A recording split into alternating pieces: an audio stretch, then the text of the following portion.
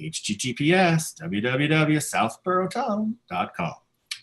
For this meeting, members of the public who wish to listen to the meeting may do so in the following manner: https://www.southboroughtown.com, remote meetings. However, try getting in that way, not happening. No in-person attendance of members of the public will be permitted, but every effort will be made to ensure that the public can adequately access the proceedings in real time via technological means. In the event that we are unable to do so, despite our best efforts, we will post on Southborough's website an audio or video recording, transcript, or other comprehensive record of proceedings as soon as possible after the meeting. There. So we are called to order. First order of business, to approve the minutes from July and November. So let us start first with the July minutes. Has everyone had a chance to see them? Yep. Yes. All righty. So I'll entertain a motion to approve them. I make a motion to approve the minutes. Right here, a second. All righty. Second. Roll call. Ms. Deans-Rowe. Yes. Ms. Battles. Yes. Ms. Pfaff. I think I should abstain since I wasn't at that meeting. All righty. Amy, if you read them, you're allowed to vote on minutes. I don't Even if think you I don't think I have received a copy of them, so I haven't read them, so I'd like to abstain. Fine. Mr. Blaschke. Approved. Ms. Gleason. Yes. And I vote yes as well. So that is 5 with 1 abstention. Okay, the November minutes. Has everyone had a chance to read those minutes? Yes. Do I hear a motion to approve them? Motion to approve. Okay, do I hear a second? Second? All righty. The roll call. Ms. Deans-Rowe. Yes. Ms. Battles. Yes. Ms. Pfaff. Yes. Mr. Blaschke. Yes. Ms. Gleason. Yes. And Mr. Wison votes aye. So that is 6-0, and the minutes are approved. Who is supposed to be sending these minutes to the town hall? Because they had called me requesting all these minutes previously. Is there some procedure? I'm happy to do it. I was sending them okay. previously. I sent the ones we approved all the summer ones at the last meeting. Yep. Okay. They weren't ready to send before that approval, and I sent them. Okay. And so we do we just send those to Amy Berry? Yes. Okay. Meetings at Town of Southborough. Okay. Oh, it's the meetings account? It's the meetings account, yes. Okay. All right, perfect. All right, so I will send those off to the meetings account. Dean, would you remind me to do that just to make sure that I do? Yes. Okay. 45 Highland Street. Did you all have a chance to look at the material I sent you yesterday? Let me just give you a little bit of the backstory as I understand it. So the current owner seemed to be perfectly willing to rebuild the house that was accidentally demolished. They've hired an architect who has submitted the plans to us, which I sent you. I've looked over them. It seems a pretty fair replica with a few quibbles, which we can talk about in a bit, of the house that was there. The only thing that I've asked or will ask for is to see the old structure superimposed on the new structure so that we can make sure that the scale is the same, because that's the one thing that's not clear from these elevations. What has happened is that the Board of Selectmen has asked us to work with Aldo and the building commissioner to get this thing put back together again. And so we were given the right of approval over the exteriors of this house. Obviously the interiors in the back are none of our concern. There are, however, issues here that are not apparently evident from these plans. The first is we don't have a certified plot plan, which is, or at least we didn't when we looked at this. So we don't know where this house actually sits on this lot. Secondly, because it was totally demolished, it's no longer grandfathered into the various zoning exemptions that it had. The previous house sat right on the lot line, for instance. I don't know if you've had a chance to go by there, but the foundation is actually a solid piece of stone. It's literally built on ledge. Because there's no house there, it now has to conform to existing septic regulations, et cetera, et cetera, et cetera.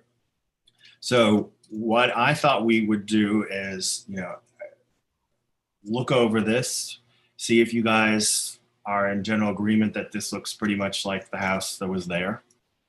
And then bounce this back to the building commissioner and say, hey, when these folks get final permitting review and permissions from all these people, because they may not be able to build this house back on this site this way. Don't know. They may have to go in front of the ZBA. There's 1,000 things that are there. So what I thought would be that we would just give over kind of a yes, general yay. We're generally in agreement. And once you get these permitting issues resolved and are ready to proceed, come back to us, and then we'll give final approval over the facades and make any little changes that we see. That's sort of where we left it with the building inspector. I just thought it was not a relevant idea to waste time with this now, considering that we may not be actually looking at this structure by the end of the time period. Right. I seem to remember, Michael, it's a fairly narrow lot. If they were already too close to the property line, it's going to be difficult to. Yeah, I mean, there's all sorts of potential problems. Ledge, I mean, this all goes as to why you don't tear down an historic house accidentally or not in Southborough, because you're now subject to every modern regulation. You're no longer grandfathered in for anything. So this is, becoming a really big, issue. So, yeah, I mean, I had a few little quirks on this. I think it actually should be clapboard. They're calling for vinyl siding. I think I would choose to have the windows 6/6 as they probably were. Again, that's not a major issue one way or the other. I think it's small things. This looks pretty much like the house. It has its dormer. It has the side little porch thing. I just want to make sure that it's not bigger than it was originally. I don't see how it could be on this lot, frankly, but anyway. So I guess that's it. So I guess the question is, first of all, does anyone else have any comments, suggestions, thoughts on this process? Just as a curiosity, because it's built on the lot line, if they don't get approval to build it on the lot line, I imagine the current setback requirements would apply. Can the house look similar to what it was if they move it over to meet the setback requirements, or does it have to get narrowed? I don't know. I don't know if there's enough room to move it over. That's what again, because, and that's why I didn't want us to get involved in this. This is all a building commissioner, zoning board of appeals, board of health, that's all, this is all their gig. So when they can find a place to put this footprint, they should come back to us. And then we'll make, whatever final recommendations that we can. I certainly hope this house can be rebuilt on this lot in this format. So maybe I agree with the idea. I think it makes a whole lot of sense just to, as you said, push it back and say, well, we're happy to review it if they've got the permits lined up and they have a way to go forward on the construction. But maybe with a note, Michael, that says something about we would hope to see the house maintain the same ratios, facade ratios, if at all possible, even if it has to move further back from the set line or the lot line. Yeah, I mean, I think my intention was to just write Lori Lively exactly what we said here today, which was we have an overall agreement that this is the right direction. Come back to us when all this, all the details are settled out, and we'll have some final recommendations on, some of the cosmetics, also how it sits to the street, et cetera, when they finally figure out where they can put it back. So anyway, fortunately, there was a picture of this house because that is the only way this actually got reconstructed. So thank you, Historic House Survey. Hooray! Anyway. I have a quick question about this project. Yep. Do you know what the timeline is? Are they being held to the 2-year penalty for the unpermitted or unallowed demolition, or is this moving forward now? This is moving forward now. Okay. This is, as to my understanding, this is in lieu of the 2-year penalty, is putting back the Okay. house exactly as it was. Got it. Okay. Which is obviously a very expensive proposition. So again, a cautionary tale to folks who may be thinking about demolishing historic houses in Southborough, not a good idea. Got it. Thank you. Without a permit. So yeah, this is in lieu of this, which was an attempt to, so I guess in the end of the day, the decision was made higher up that the greater good was served by having the house replaced rather than duking it out in litigation to potentially have some other kind of house with some other owner. So I'm guessing, I don't know that for sure, but so that's what we have. So does anyone else have any questions, concerns, thoughts on this process? All right, well then I would entertain a motion to do exactly what we just described, which is to write Lori a note saying that we have tentative approval of this, pending the rest of the permissions and zoning requirements being fulfilled, and that they should come to us one more time before the building permit is issued. Does that sound about right? So moved. Okay. Second. All right. So there we go. So Ms. Deans Rowe, Ms. Battles, Yes. Ms. Pfaff, Yes. Ms. Gleason, Yes. Mr. Blaschke. Yes. All righty. And Mr. Wyson says yes. So 6-0, and that's passed.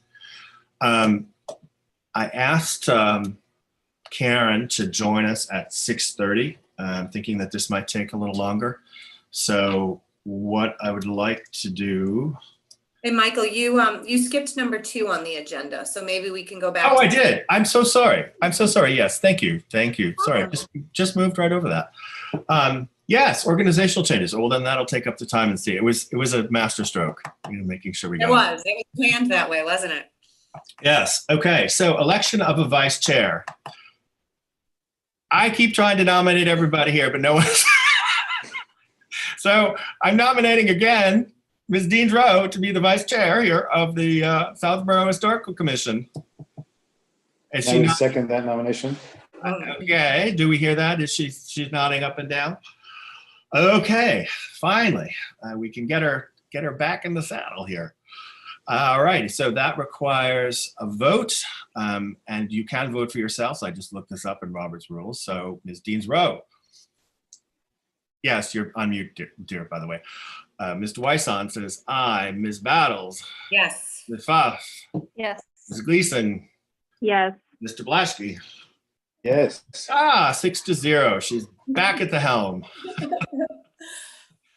This is actually kind of an important thing because there are certain things that if for some reason I was gone or whatever, that only the vice chair can actually do legally. So that's it. I haven't gotten any word on the secretary thing. I will ask Jim Haggerty. I keep forgetting. Well, when we get to it, I'm not on the agenda for treasurer stuff, but at the end, when there's business properly before the board, other business, I can talk about that a little bit. Okay. Did you want me to always put you on Yes, the? please. Okay. Sorry. I didn't know you had anything. Quit leaving me off. Yes. Yeah. So I have a little update because I did meet with Brian Ballantyne and stuff. So Okay. All right. we can Fine. talk about it at the end. I'll be Very brief, I promise. Okay, so I also wanted to propose to you this idea of actually having us form as sort of like cabinet members. We've already kind of doing this already, but I kind of wanted to sort of assign everybody a brief to think about kind of looking at the other town boards and commissions and reporting back to us, things that might be of interest. Annie's already there officially with the CPC as a member. And so I think that would be her brief. Amanda wants to take a bit of time off, so that's fine. Kate's already at the planning board, so I thought maybe you could be our planning board reporter to see if there's business of interest. The reason I I'm asked, also at master plan and I'm also at Shopsy, so I can fill you in on all those. okay, good. And I thought maybe Ms. Deans Rowe would like to peer into open space and trails and see what kind of is just going on there. The reason I'm asking this question is that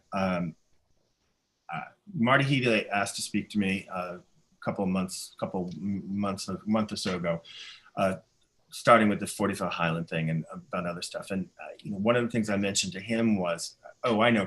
He told me that there's this town marker. Maybe you guys knew something about this, might have happened during the interregnum. There's a town 1930s marker that was a Massachusetts tercentenary century marker.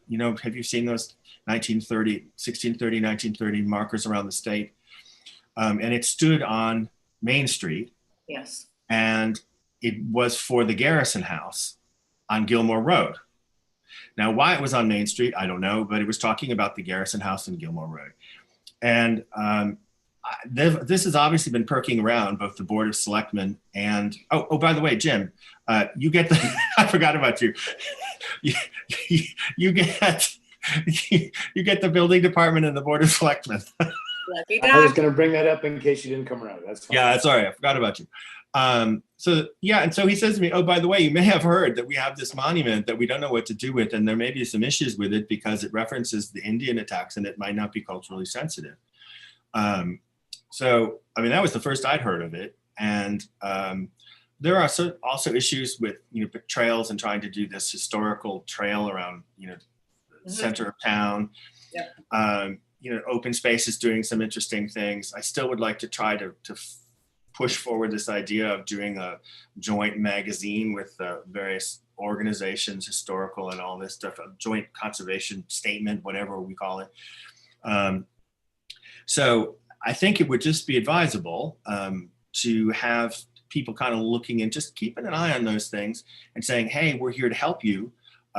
If you have any questions for us or anything we can do, or if there's some thing that's coming down the road that you think that we need to report on, et cetera, et cetera. Just sort of like a cabinet. So, you can all be Minister of Open Space, Minister of CPC, Minister of the Board of Selectmen. It sounds crazy, but I actually think that, trying to break out of these silos we have here in Southborough about, all these boards and commissions doing things absolutely within their own sphere without talking to each other is bonkers. Because I think we have a lot to share with some of these other folks, especially the groups that are in types of conservation issues. Michael, may I say something? Yes. So I know that Jim attended one of the joint Board of Selectmen meetings that there've been quite a few of recently. Jim, I apologize. I've been taking the minutes for all of them. So which one you attended is a bit of a blur.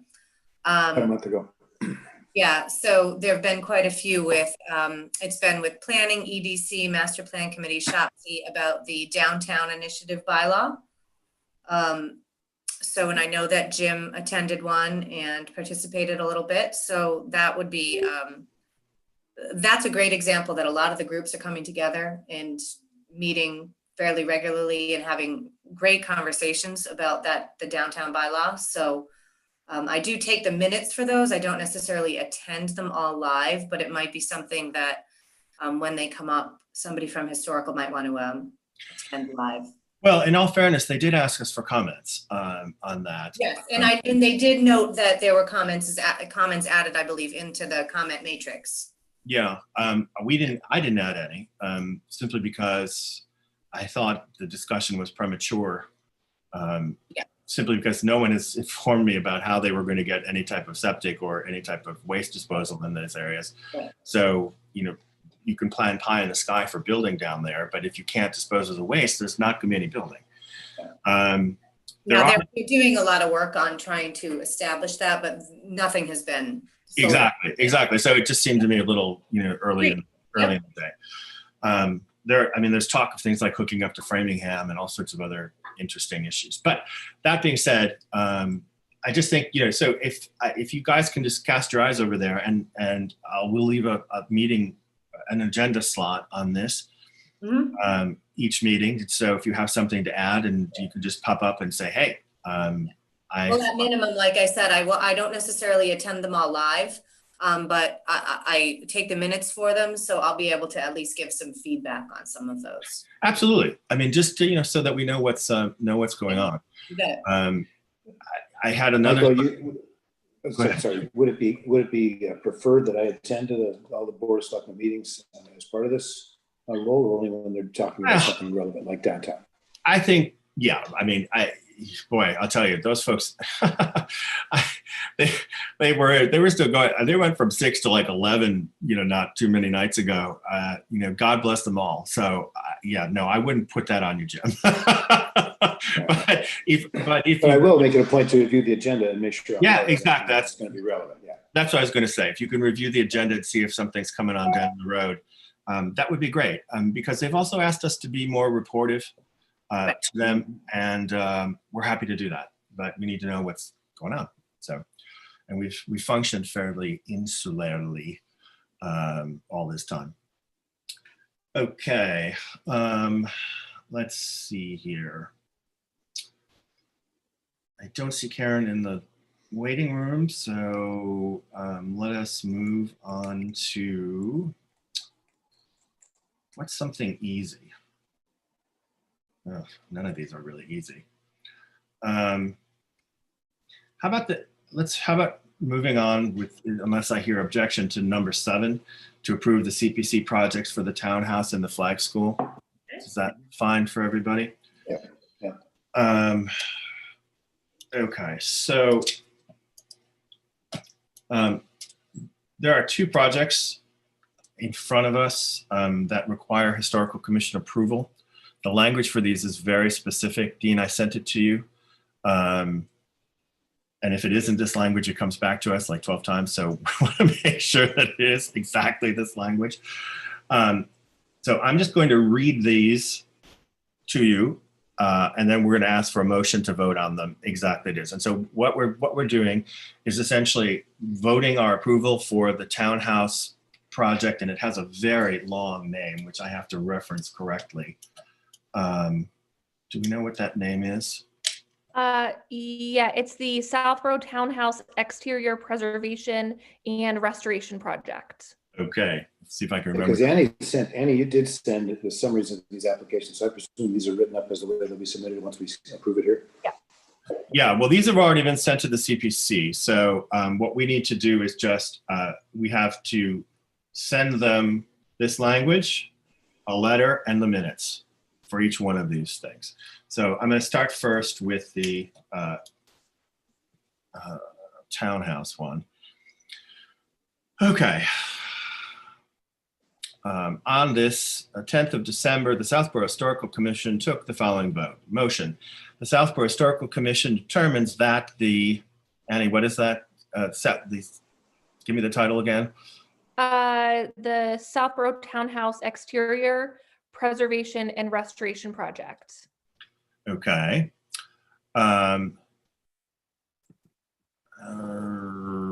Oops, sorry, I did this wrong. Okay, you're gonna have to chime in again when I call you. All right.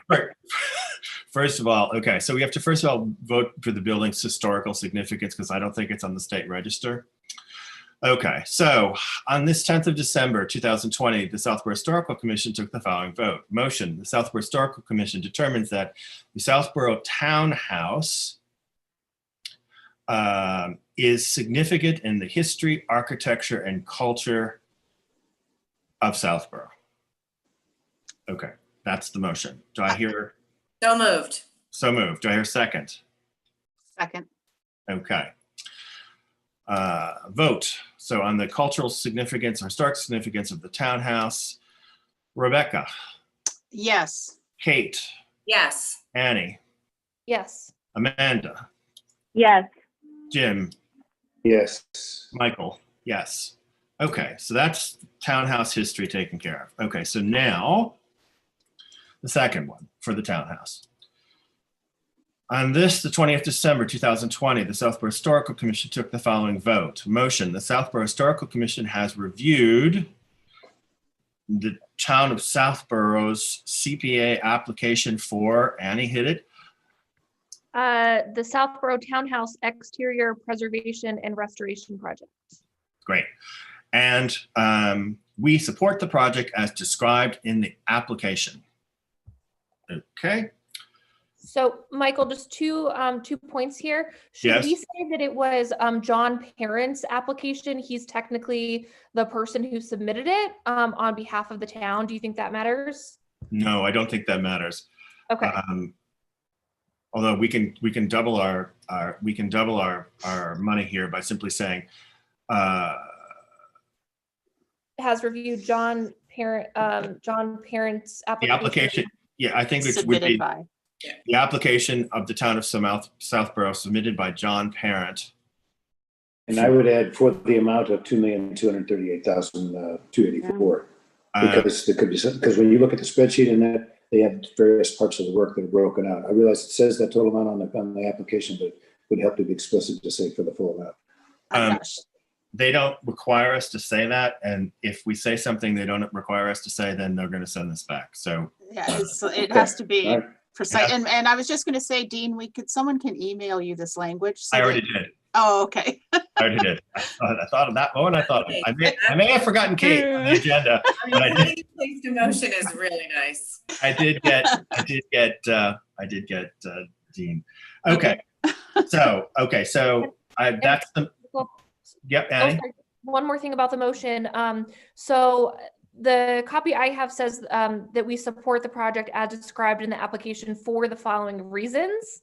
And then our commission is welcome to give as many or as few reasons as we see fit. But I do think we should have something there. I was hoping that we could just end with as described in the Okay. application.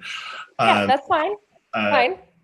Simply because we've already, gone through all the rationale for this on Okay. previous time. If Yeah. they require me to write up something about the reasons, Okay. I We'll can do that next time. Yeah, exactly. I can do that. Okay. But hopefully that for all the reasons we've already stated in our past minutes. I don't think that'll fly, but we'll see. Okay, so that's the motion before us. Do I hear someone to propose it? So moved. Okay, Annie proposes a second.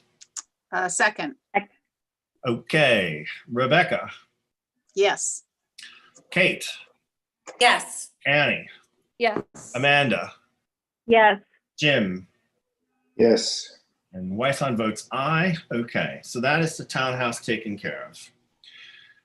The second project is the proposal from Southborough Historical Society to spend a certain sum of money, I think it's $9,100, to have an assessment of the building's exterior. That project's already been detailed. Rebecca has presented it to the CPC. I think did we talk about this previously? The museum's exterior you talking about? Yeah, so did we talk about this? I don't think so. Okay. I don't think so. If it happened, it was before I was on the commission. All right, so just very briefly, we had talked earlier about potentially replacing the windows and doing some other urgent work on the building because the windows don't actually close. They're locked in place, they're painted in place, partially open, they're stuffed with insulation. The paint's starting to peel, we have some deterioration issues, et cetera, et cetera. The building nothing's been done on the exterior of that building since 1999. So, and it's painted the wrong color. It's definitely never was supposed to be white. It was supposed to have some two-tone color. All the pictures show that with the coining, the squares on the front and the back being picked out, and the trim being picked out in a darker color and a lighter color for the body. It's also missing all its shutters. It would have had full-length shutters on all the windows. And we had talked about going to get some money to do some of that stuff ad hoc. And then when we spoke to, I always forget that lovely lady's name, Lynn, who's doing the architects, who's doing The library and the townhouse.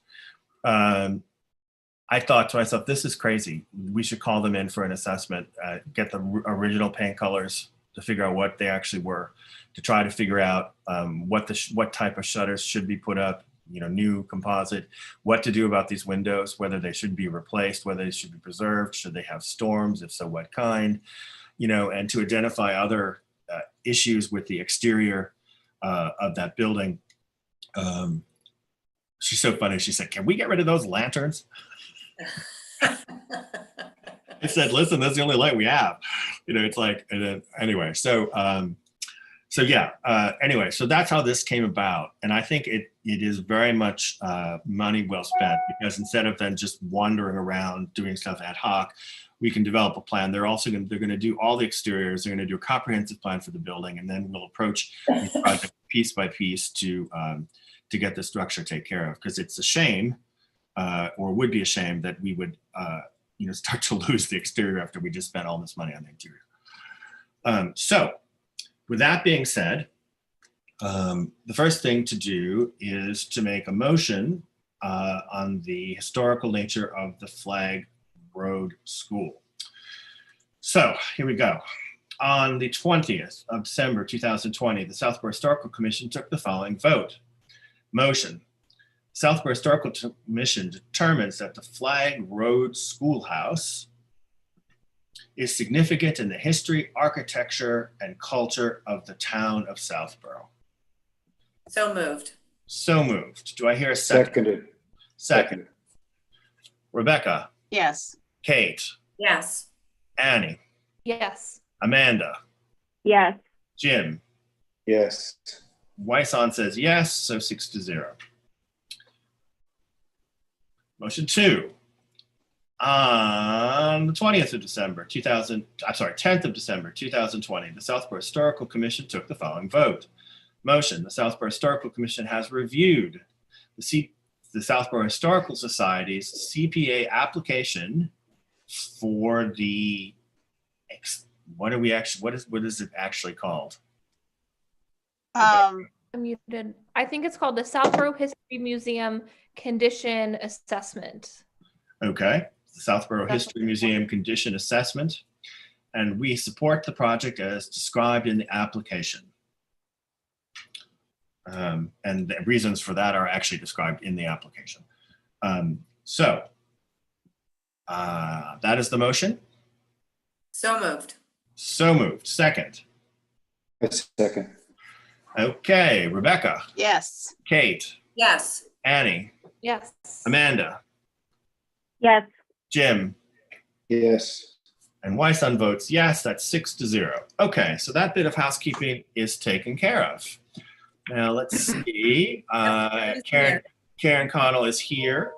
So Michael, I'm sorry, may I make just a very quick comment on the schoolhouse project before you move? Oh yeah, sure. One of the issues that was raised when I submitted it was about, Andrew Mills said that they had already given money to work on that building fairly recently, but he recalled repairing systems, replacing Air conditioning. a number of things, which is quite different from what we're asking for money for. But he wasn't sure if the CPC could fund the same building twice, and he was going to get back to me on that. So, and I also pointed out that we weren't asking for funding to do the work, even we were asking for an assessment. So well, they already have funded that twice because they actually funded it back in 2007. So right, I don't think that's an issue. Yeah. But yes, I can call over to Andrew and see. And Freddie's working as a consultant, so we can ask her too. I think that would be helpful. Yeah. In front of that meeting on the 17th. Yeah. Yeah. Okay. All right. I'll give him a shout. And you guys are you coming back on the 17th to kind of represent or, answer more questions with the CPC? I guess so. I just got a request notice. It would be helpful if you can join, Michael. Yeah, it seems like they have some questions on, in addition to what Rebecca mentioned, those concerns, questions about maintenance versus preservation. Mhm. And I think that's something that they'll probably want to talk in more detail with the committee next week. Okay. Okay. Yes. Okay. I'll do. Okay. 17th. Is that the day? Jim. John Parent asked. Are they? Annie, when is John going back? He might be coming back next week as well. We haven't been sent the whole schedule. We just know that everyone, all the applications are coming back another time. I see. Okay, because John Parent had asked that we actually stick our nose in, and I was going to nominate you, Jim, to stick your nose into that. But if I'm going to be there anyway with Rebecca, then I guess it's fine. All right, thanks. Let me know if you need anything. I'm back on the 15th. Oh, where are you going? Somewhere fun? I've been in Belfast for the last It's month. somewhere fun right now. Oh, you're still there? Yeah. Oh, wow. God, the modern wonders of modern technology. What time is it? It's like 1 a.m. there. It's pushing 11:45. Okay, that's not bad. It's not bad. So Michael, as the CPC liaison, is there anything, more specific that I can do to, as you say, stick my nose in to the townhouse project? Well, I think it would be wise to read, thoroughly through the proposal if you haven't already, and as well as what we're proposing. I think he doesn't want it to get stalled. They've come so far on this, we're totally supportive, having come a complete 360 over the years with this new technology. So, it's just, the issue with this townhouse and with everything else is that the history of Southborough is to stall the renovation and preservation of these buildings to the point where they start to collapse, like the library. And then it costs 5 times more. So what we're trying to do is be proactive in this, especially with the museum, so that we're not in the position in 5 years' time of coming back and saying, hey, Right. I think we can get someone to paint the building. I don't think that's the problem. It's just what colors. We can probably do the fundraising for it through the society, but we'll see. Anyway, we'll have that conversation with them when the time comes. Okay, so I see Karen is here. Hello, Karen. Can she come to the fore here, Mr. Town of Southborough? We can allow her. There we go. Oh, there we go. Oh God, you guys are so good at this. Okay. It's a multi-talented group, really. I'm telling you. I see Sam's out there. Hello, Sam. We can bring you to the floor too. Karen, are you with us?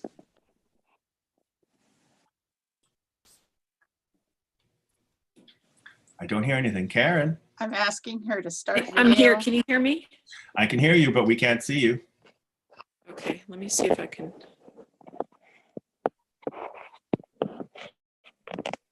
There you are. Can you see me? Hi. I can. We can see you. So Karen's with us solo because her sister can't be here tonight. She emailed me, so that's totally fine. Okay, so I sent the plans out. So tell us the story. Tell you the story. In terms of what, Michael? Well, just in terms of what the idea was, what you were thinking.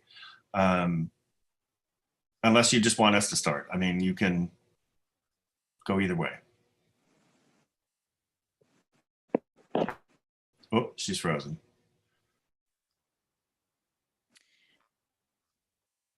So this is the house that we hope to build.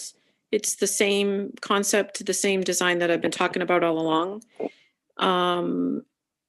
It's a pretty standard historical house. originally here. And my architect, Oops, Karen, we're having trouble. after we had come up with that design. So that, can you hear me okay? No, no, yeah. you're breaking up. Or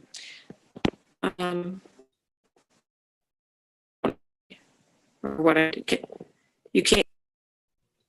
Oops. Karen, you're cutting in and out. If you could get closer to your router, maybe at the house, that would make a better connection.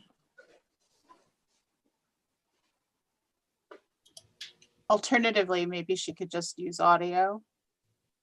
Yeah. Maybe that's the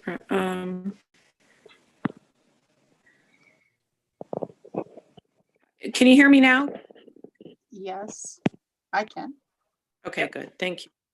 So I just, so everyone can see, I've just shared the screen of the schematics. Does everyone see that? Yes. Okay, great.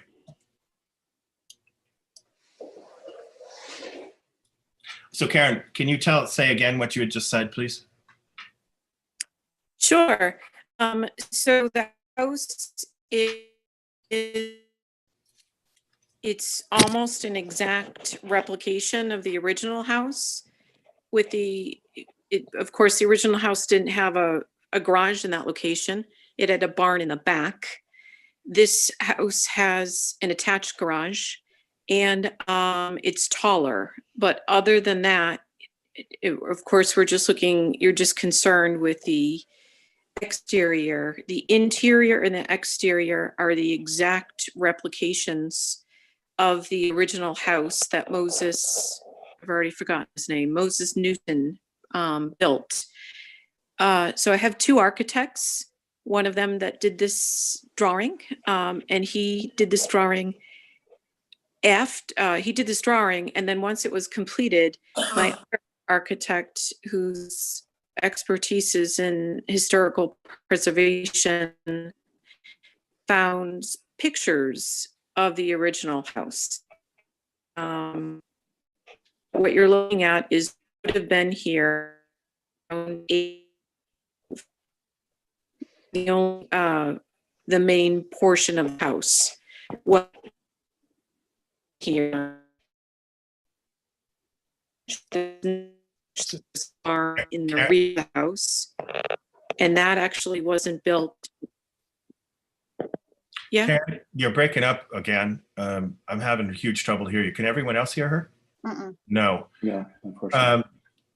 Is it possible? Is there a phone number that she could just phone in?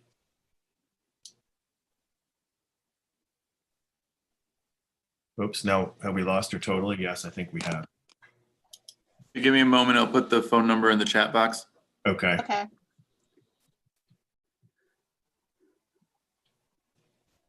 I don't know why this isn't working. Karen, we're going to give you a phone number to Can call you hear in. me? Nope. We've lost her. This is ridiculous. Karen, we're going to give you a phone number. Can you to call email in. me a phone number? Okay. Thank you. Okay, what is okay. Okay.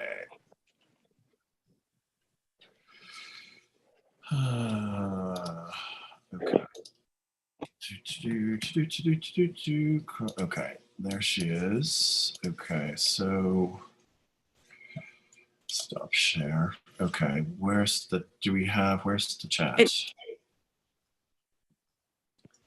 We don't have the number yet, do we? What, are you able to hear me at all? Yeah, I can hear you. We can hear you now, but it's Okay. just cutting in and out. We're going to give you a phone number. You can just call in and it'll be over the phone. Thank you. We're just paused for that, I think. Well, why can everybody hear me? Yeah, we can hear you now. If you want to keep going. But if we lose too much more, then we're going to have to. Okay.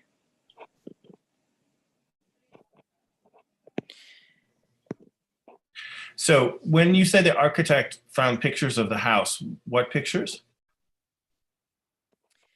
I don't know. I didn't ask her. It was pictures of the original house that was here. So This house, the one that I reside in, there's two portions of it that we've talked about. There's the main house that was built by, I always forget his name, the builder.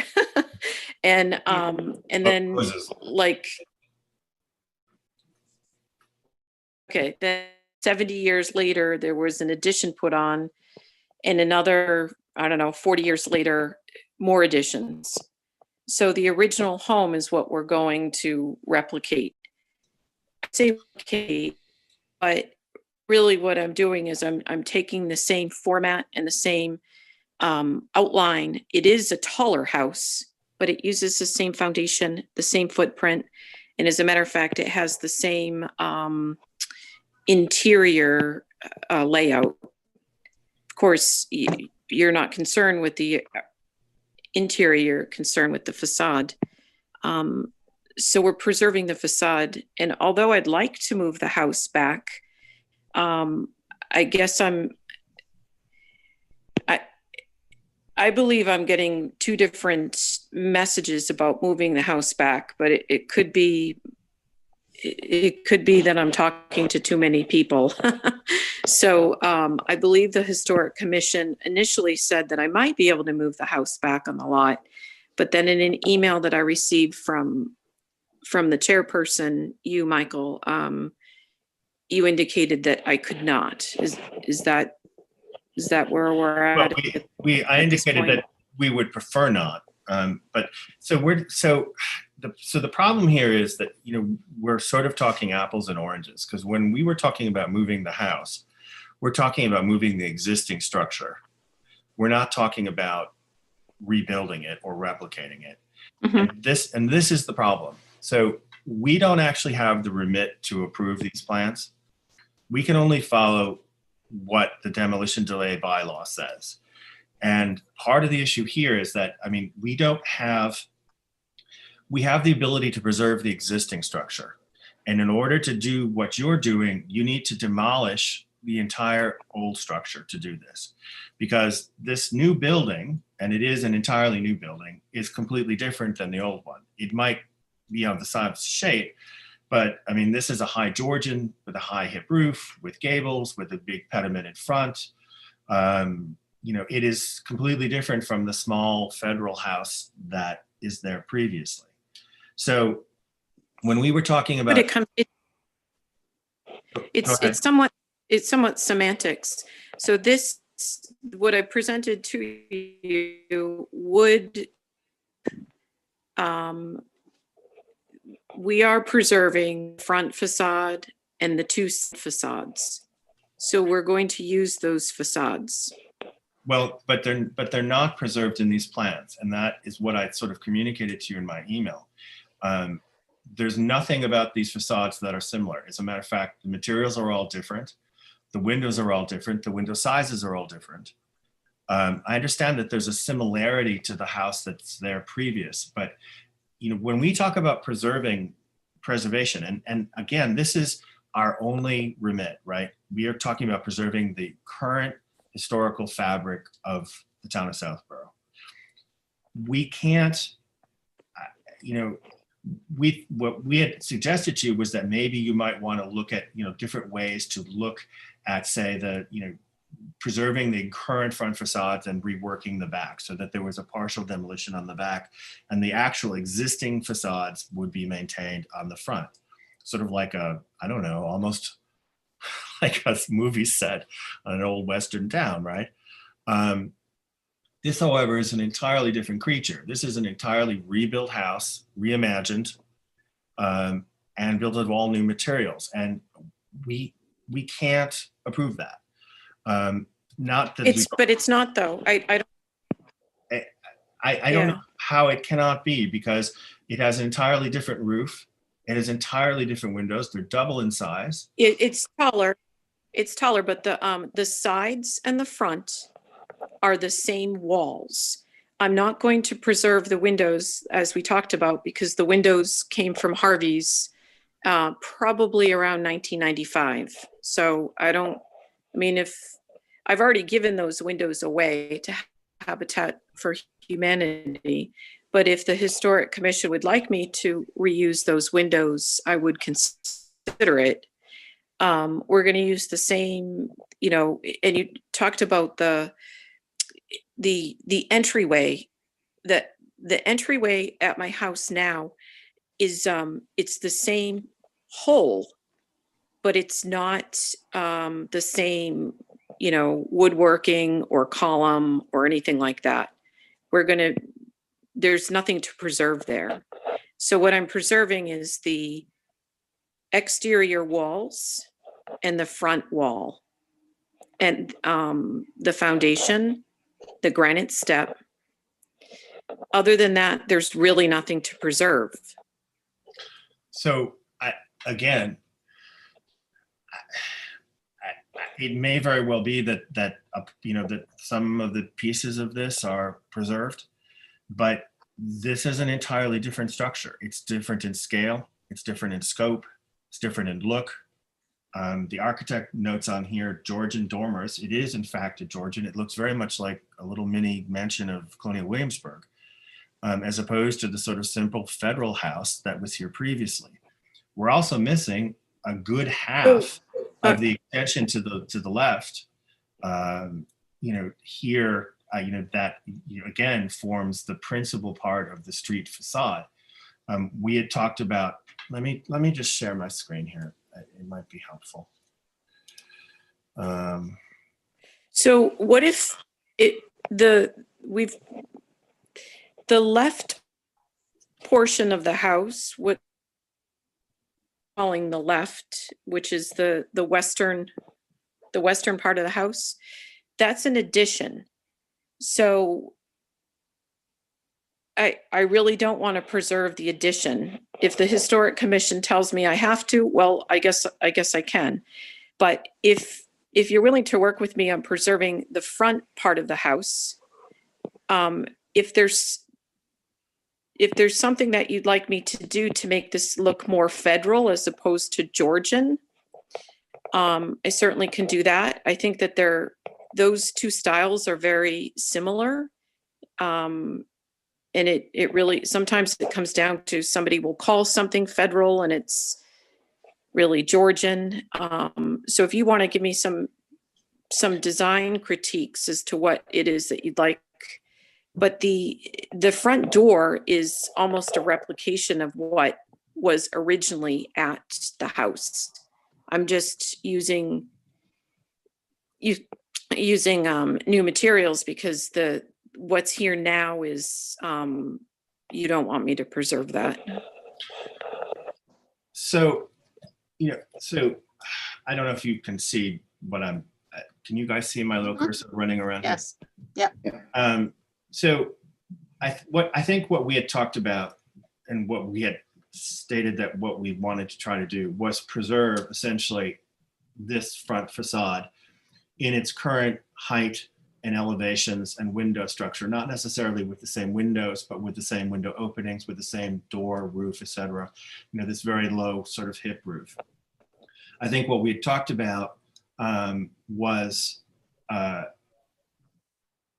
some demolition. It's hard to see from these plans, demolition of the rear here onto the left of this section of the house to make it smaller. I think you can see this better on the footprint here. This section here on the back and this section here, none of this really have to do with the front of the house. And so if it was the wish, Karen's wish to demolish these structures, I don't think we'd have a huge problem with that. But again, that's not what these plans show. I guess, what do you mean by that, Michael? Because that's exactly what the plans show, unless maybe I'm misunderstanding what you're saying. Well, so let's just say for simplification purposes, that what we're asking for is that the front of the house, maybe minus this gable this Victorian add-on, window seat thing, look exactly like it looks now, and that whatever happens in the back is up to you. I think that's what we're trying to communicate. What you've proposed with this very high-pitched roof, with the gables, with this big garage extension, that's completely different than what currently exists here now. So, what we're trying to get to a point is that, I don't know if you've ever heard the phrase Potemkin Village, but I mean, this is sort of what we're trying to achieve. Is that, hold on a second. So, and I'm saying this in an extraordinarily friendly, helpful way. What happens in these historic commissions and it is in one meeting, I'm hearing something, and then I go to my architects and my preservation people and my partners, and I said, this is what I heard, this is what we can do. And then I come back and I say, this is what I have. And then I'm hearing the exact opposite. And what I've started doing is going and listening to these meetings are recorded, which is quite helpful, isn't it? So then I go and I listen. In a meeting, it might not have been the last one, but certainly within the last two meetings, you made the statement that you don't want a Potemkin village in Southborough. So you're giving, whether it's your intention or not, I know it's not your intention, Michael. I've made the assessment that you're passionate about what you're doing, and that, and it's a world of service to Southborough, and I appreciate it. But I am getting mixed messages, specifically from you. So let's just have very clear communication. So this is going to be helpful to both of us. If you look at the bird's eye view of the drawings, it shows that what I'm preserving is the original footprint of the house. Is that something that the Historic Commission could approve or agree on?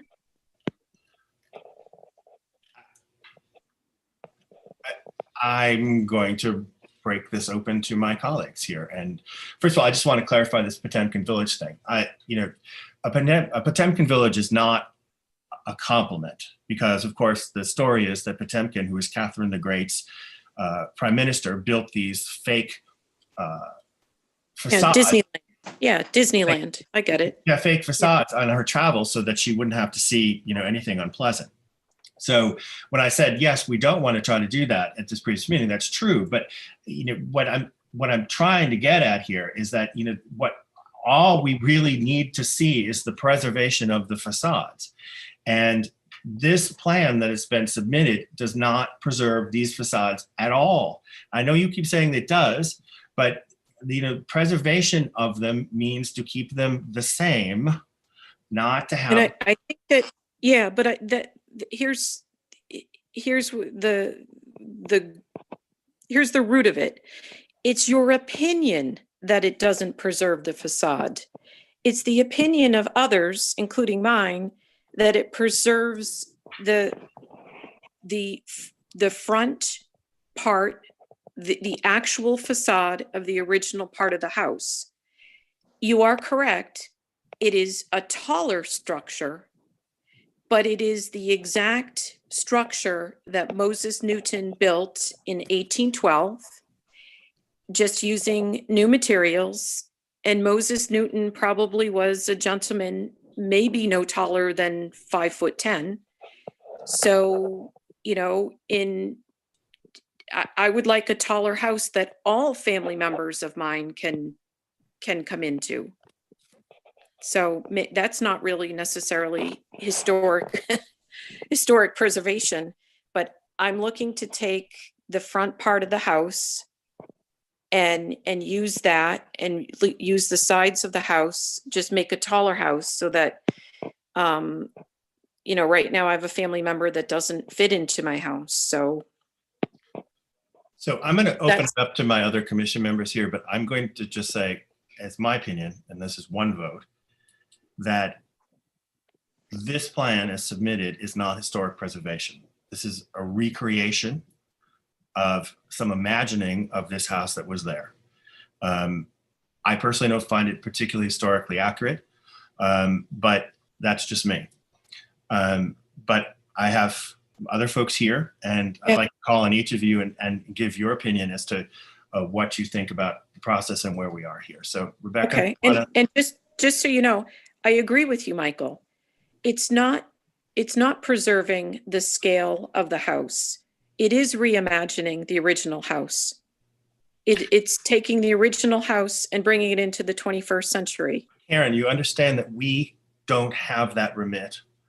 Our remit is to preserve the existing structure. We can't simply say to people and say, oh, this looks better than what was there before, or this is a modern improvement, or this has, access.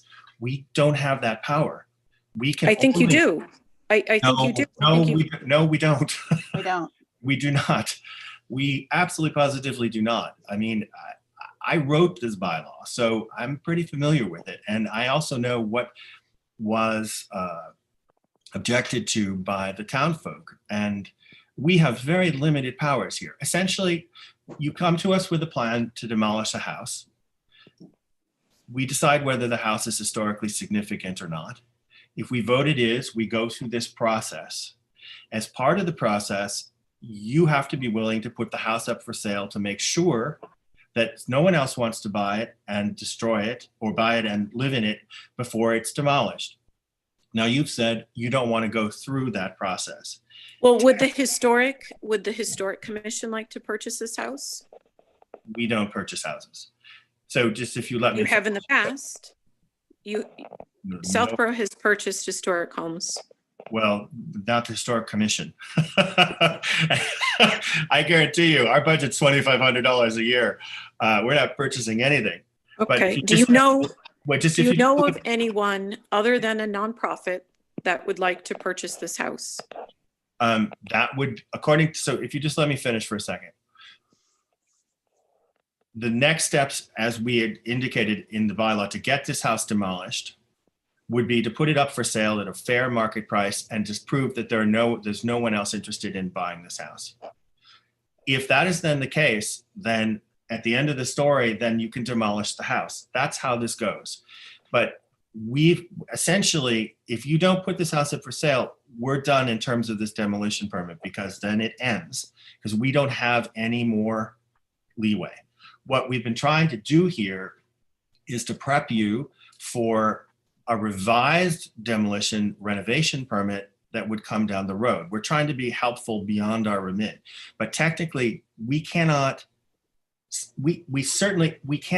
allow you to build a re-envisioning of the house. I mean, because if we did, everyone would be coming to us and saying, I want to reimagine, my house. And we'd be in the portion sort of like God makers here in terms of saying, we like this project. Oh, maybe add a turret. Well, we don't like this. We don't have that power. So, I mean, you're asking us to do something that we don't have the power to do. What we have the power to do is to say, do you want to go through this demolition delay bylaw as it's written, or do you not? And if you don't, here's what we can do additionally to help you. That's what we can do. But as I said, let's hear from our other folks here. I've talked way too much. Rebecca? I agree, Michael. And I'm just curious, Karen, when you say preserve the facade, what do you mean by preserve? Because I'm curious to know if a complete demolition would happen of the house, if all the walls would come down, including the front walls, and be rebuilt with new materials in the same style, if that's what you mean by preserving the facade, or if you mean actually leaving portions of it standing and tearing down the back part. The latter. Okay. So in this new plan, originally I wanted to build this house further back on the lot. And then I, through this process, learned that I can't do that. So then I went to two different architects, and they said, well, this is what this is what we believe you can build. Let's use the front and the sides of the original house. So, you know, you peel away the siding, you peel away everything, you replace what's rotten or beetle bugged, Mhm. and you work with what's there. So you would be talking about an extensive renovation rather than a demolition of the entire house? That's what this new plan is, yes. Because I'm hearing from the Historic Commission that that's all I can do. At one point, I asked point blank, can I ever demolish my house? And the answer that I got very clearly was no, not unless I put my house up for sale. Correct. Is my understanding of that accurate? Yes. Yes. So, and I've said before, I have 3 people that perhaps from hearing these meetings have offered to buy my house. I don't want to sell my house, and I don't think that it would benefit the town if I were to sell it to the 3 individuals that have come forward. And that's only word of mouth. So in fairness, if I put the house on the market, maybe someone would come along and want to preserve it and overpay me, give me an incentive to move.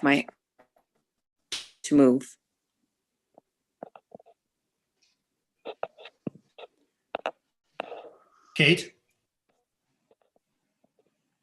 Oh, your mute's on there. Sorry, I was unmuted for a while there. Hi, Karen. I can appreciate that it's complicated, but I do think it needs to be known that bottom line, we're beholden to the bylaw. And to me, when I look at these plans that I have up on the screen, the existing versus the proposed look very different.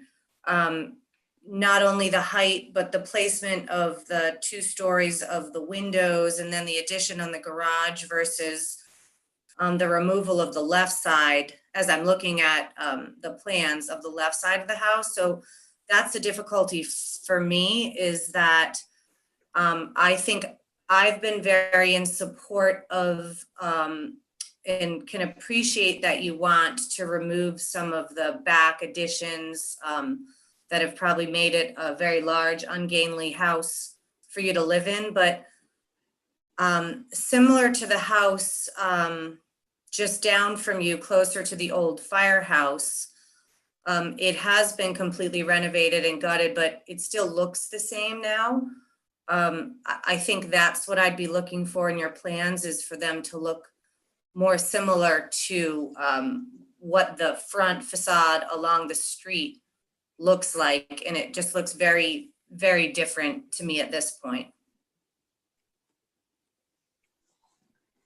Karen, I'll add, I think if you were to take these 2 comparisons of the current house and the new house to, 50 people and ask them, do they look the same? The answer would be no. It's, as much as I can appreciate, and I've done construction projects I've mentioned in the past, the desire to modernize the house and make it more accessible and higher and all that sort of thing. The thing that we're tied to is that the house facade must be the same. That would mean, in effect, leaving the wall in place and replacing windows and doors in the same openings, but the face of the structure would be there. Maybe the sides come down. Maybe if the garage was on the left and the side of the building looked like it does today, if you preserve that wall, put doors around the side where you don't see them. I'm making that up. I don't know if that would work architecturally or on the plot. But those are the kinds of things. If the facade wall of the front and maybe to the left were the same walls, same openings, and then other things were torn down, then you'd be into a partial demolition, but there's at least the structure, the original building wall that faces the street would be the same. Because this is a rebuild that does not look like the original. I think, as I said, 50 people, if you asked, would pretty highly come to the same conclusion. Abby? Yes. Hi, Karen. Thanks so much for joining us and your efforts to you know, share and revise your plans here. So I actually think that, you know, with the exception of the roof line, and, you know, maybe the larger window openings, I actually think it looks pretty good. And, you know, I keep going back to kind of what we're, as a commission, you know, what we're tasked with the demolition. So I actually think that as a commission, our conversations should be focused more on what you're proposing to demo altogether, the left and the rear areas, and not so much the look of the, you know, the look of what you've proposed for the front. And, you know, as far as the addition of the garage, you know, we don't have any purview that I know of over building. So I kind of don't even think that should be part of the discussion, really. You know, so I would like our commission to, you know, talk further about the areas that you're planning to you know, not rebuild or not, you know, not incorporate in your new plan. Thank you, Annie. That's actually very helpful. And you have just articulated what I should have articulated, you know, in previous meetings. What I really want from the Historic Commission is more direction. If you look at the plans that I have just submitted, for me, it's a talking point. So what can I do to alter the plans that I've submitted so that it's mutually agreeable? Is that a conversation the Historic Commission can discuss with me?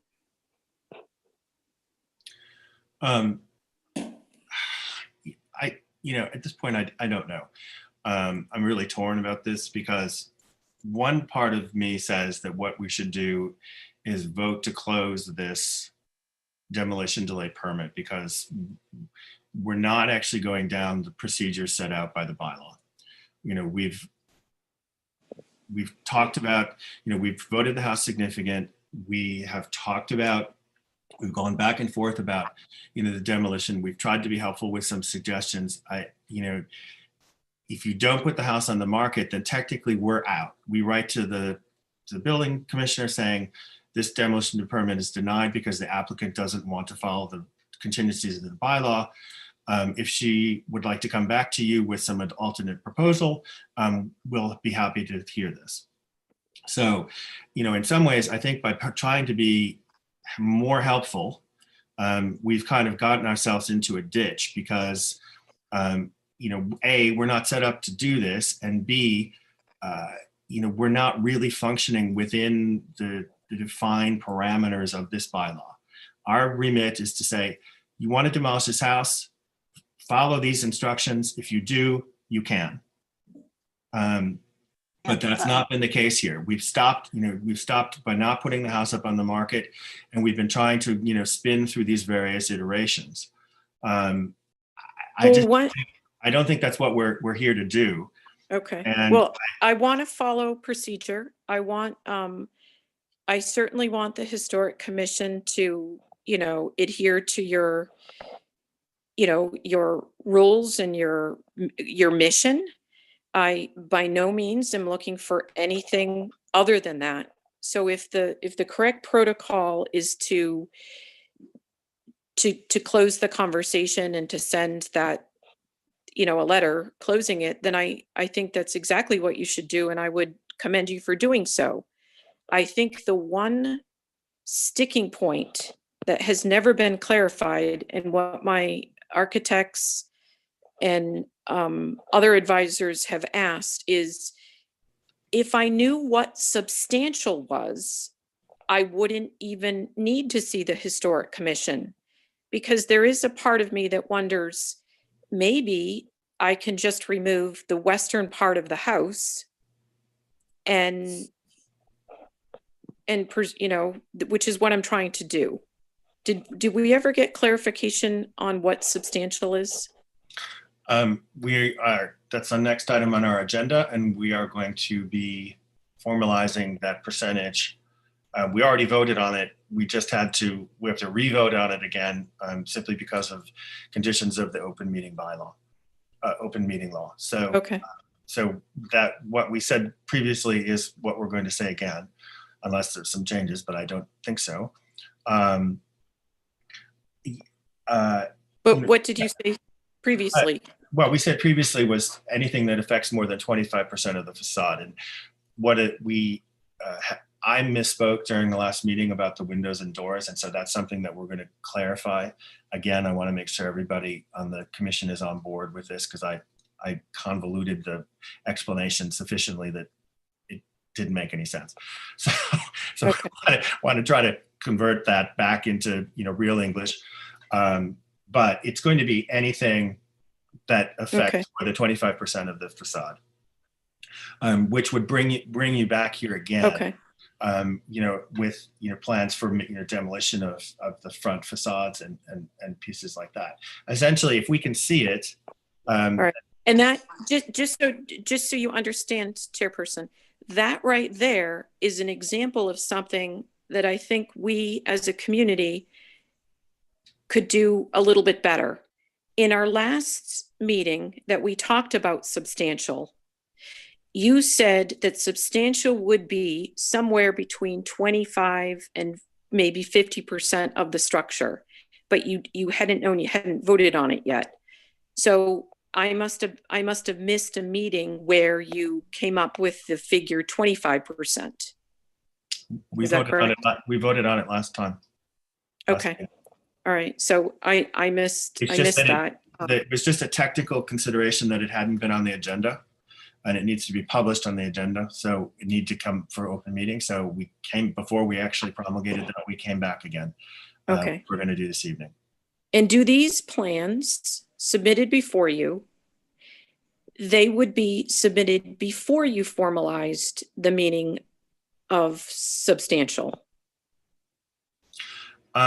Regardless of the meaning of substantial, I'm happy to vote on these plans now and ask my commission fellow members about, whether we would approve something like this. I don't think we have the remit, but you've already heard from all of us saying that this is not something that we're in favor of.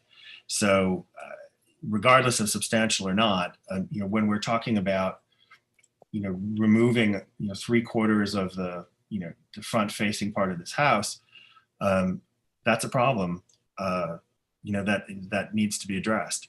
So, I think the way to do this is to make a motion now to close out this demolition permit, which was, after all, for total demolition of this house. Let you work with your architects to come back to come up with something that maintains more of the scale and size of this regarding the front, as we've advised, and then come back to us with requesting a permit for partial demolition of the rear, or however you want to try to figure that. Can you take a red marker and write right over my plans? Because when I go back to the architects, they then listen to this and they say that we are preserving the front portions of the house. So are you saying that you want me to not make the house taller?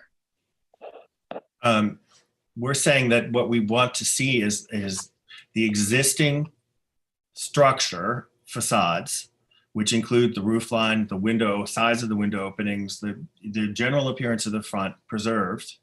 What happens in the back is not our remit. If we can see it from the street, we care. If we can't, we don't.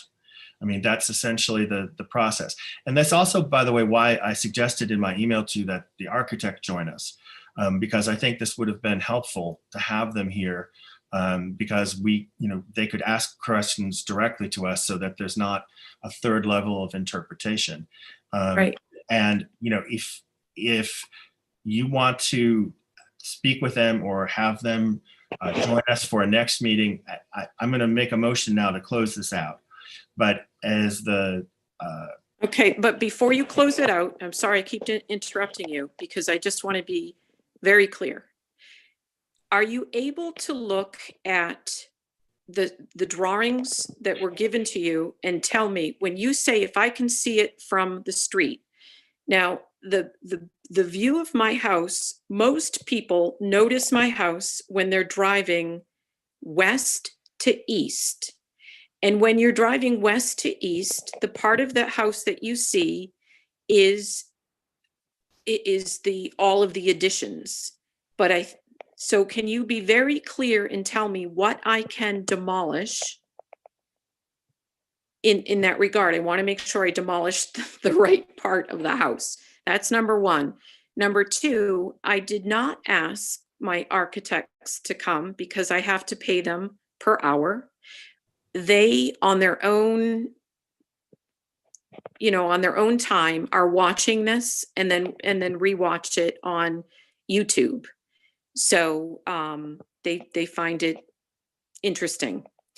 So, but I did not want to hire them to come to listen to a meeting that apparently is fruitless, because I'm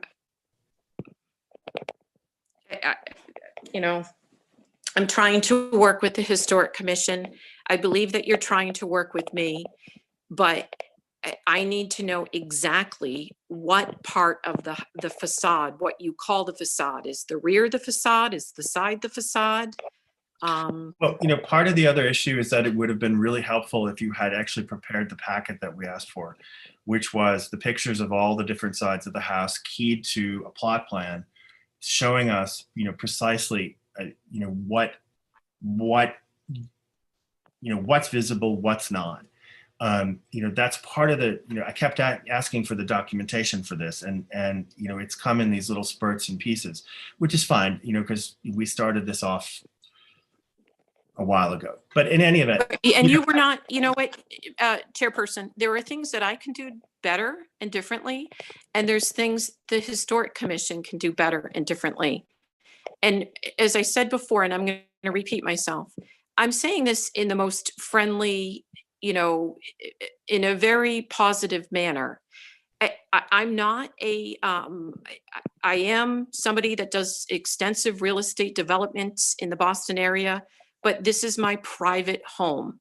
I'm not bringing my architects and my attorneys and other people with me, because this is not an investment. This is my home.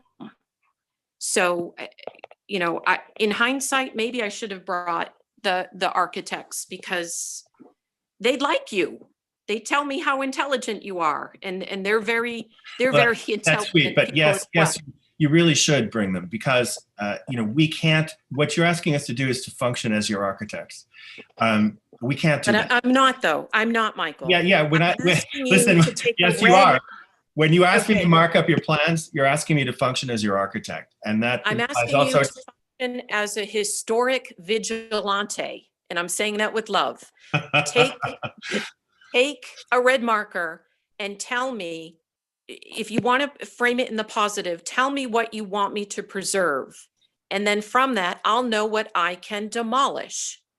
So if you, just for right now, just so everybody can be on the same page. If we look at the plans where you can see the left of the house, is there any part of that I can demolish? We need to see proposals. I just think there's all sorts of legal liability issues here. We can't go down this road. You need to come to us with professional proposals. What we've said repeatedly is that what you can see from the street, principal street facades, we want to try to have preserved.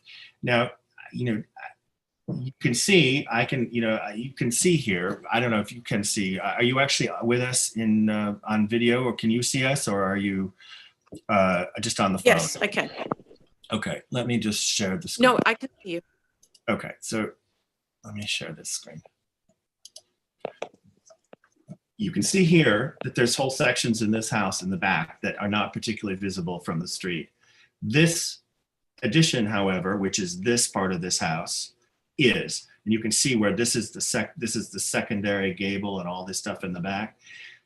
What we're talking about principally is this structure here, this addition, and the original front portion of this house, this roof line and these chimney structures. On the side, we're talking about this section here. We're not talking about this in the back at all. And I think if you came to us and, you know, and said, this is a later addition and we want to get rid of this window thing, I don't, you know, I'm one vote, but I certainly wouldn't object to that.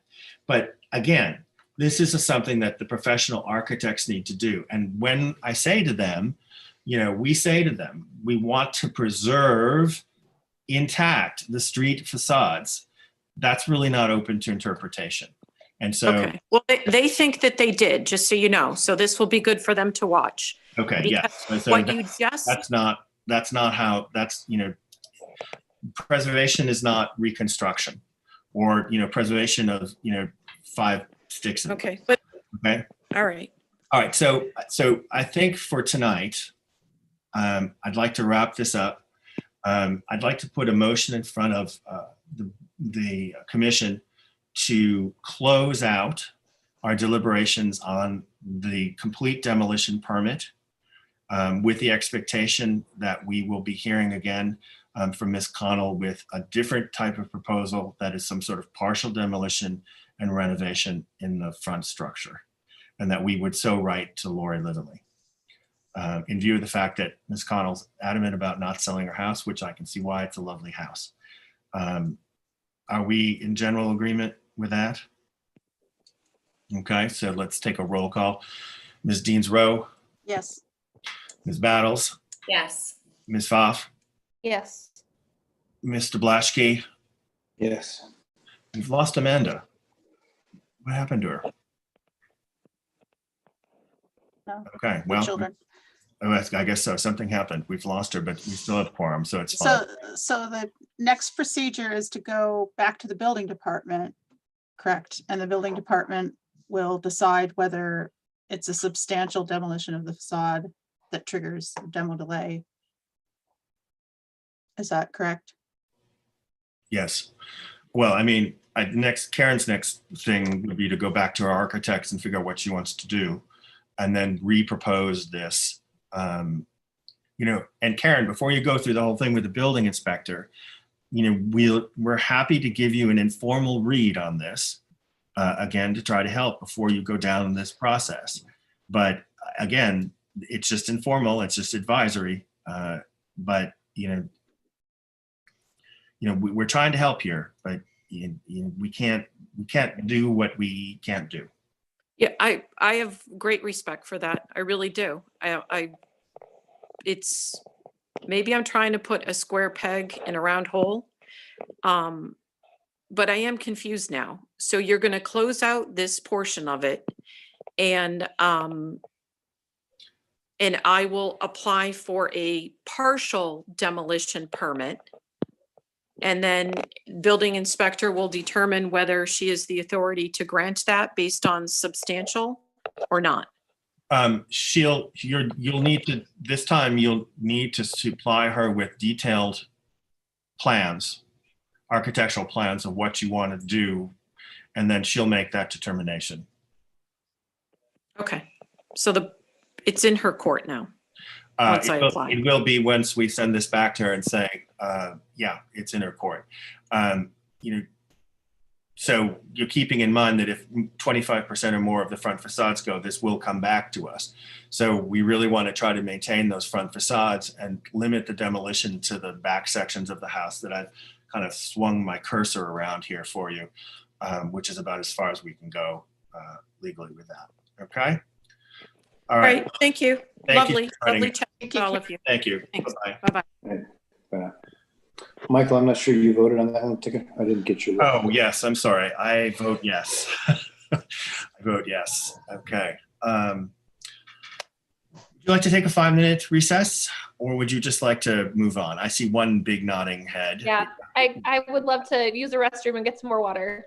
Okay. So let us just, without, what does it say? Without objection, we're going to take a 5-minute recess and we'll be right back. Okay, stop video.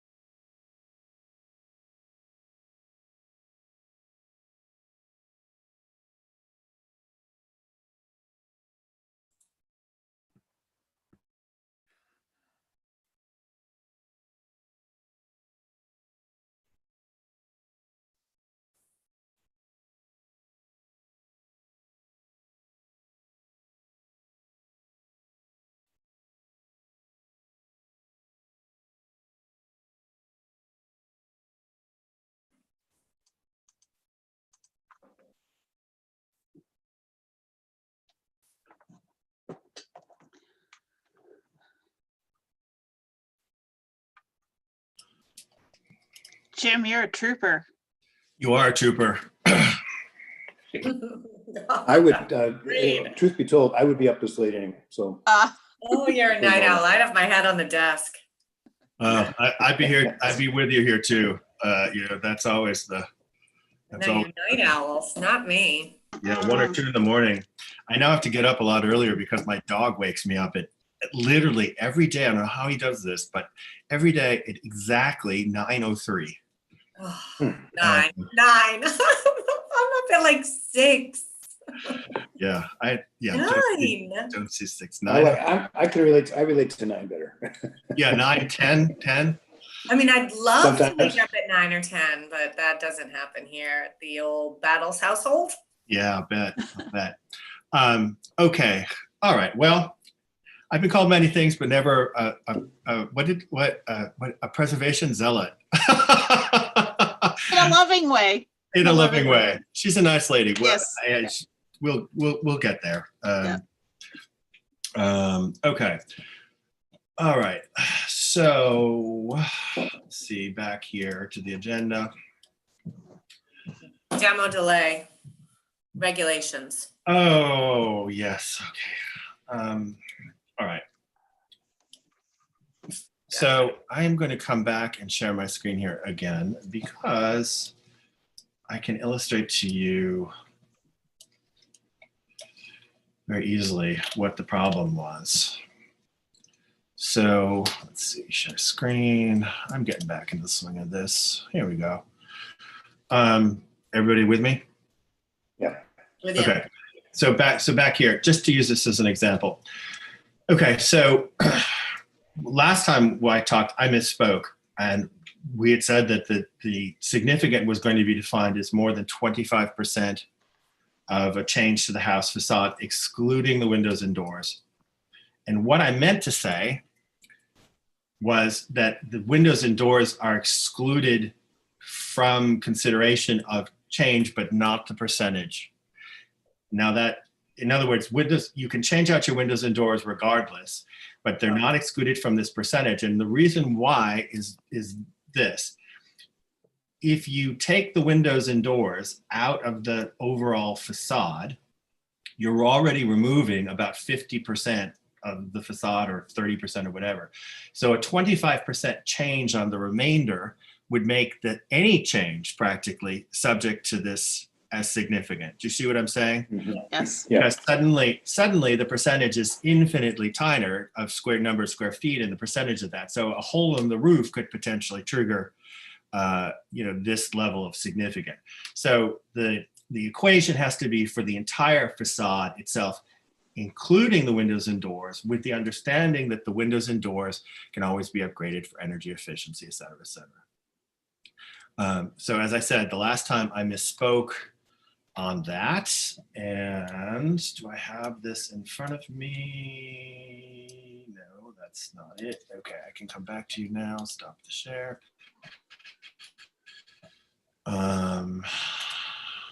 Do we have that documentation? Is it the guidelines? Yes. You emailed Or the us? bylaw. Yes. You sent it in our email. I did. I send it. Oh, okay. I just sent that to you. Okay, great. You sent it. Wasn't I good and organized, guys? You were excellent. Very good. Nice. You get a little packet here. I love a packet. I feel so official. Okay. Now, if only I can find the packet. Okay. I've sent so many emails to all of you about all sorts of things. I can't find the email. You sent it on Wednesday at 12. Oh, that's today. Oh boy. No, today's Thursday, isn't it? Well, anyway. That's helpful. Keep going, Kate. That's really great. I can't even, you guys. I can't even tell you about my life. I sent it on Wednesday. If that helps, you find it. Hang on. I'm just going to send it because I sent, okay. Old Ground. Okay, wait. Oh my. I know, don't.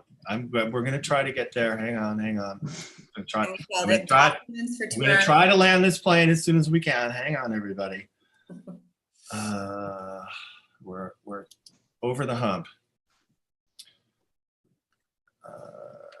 Please find. Oh my God.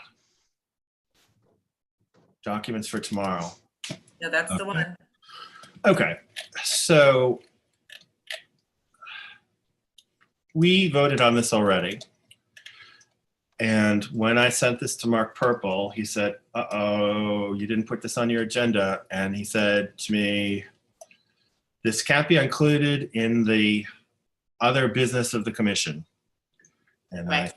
I said, why? And he said to me, it can't be included in the other business of the commission because of open meeting law. Everything has to be published. And then, of course, we got a notice from Jim Haggerty saying pretty much the same thing. Yes.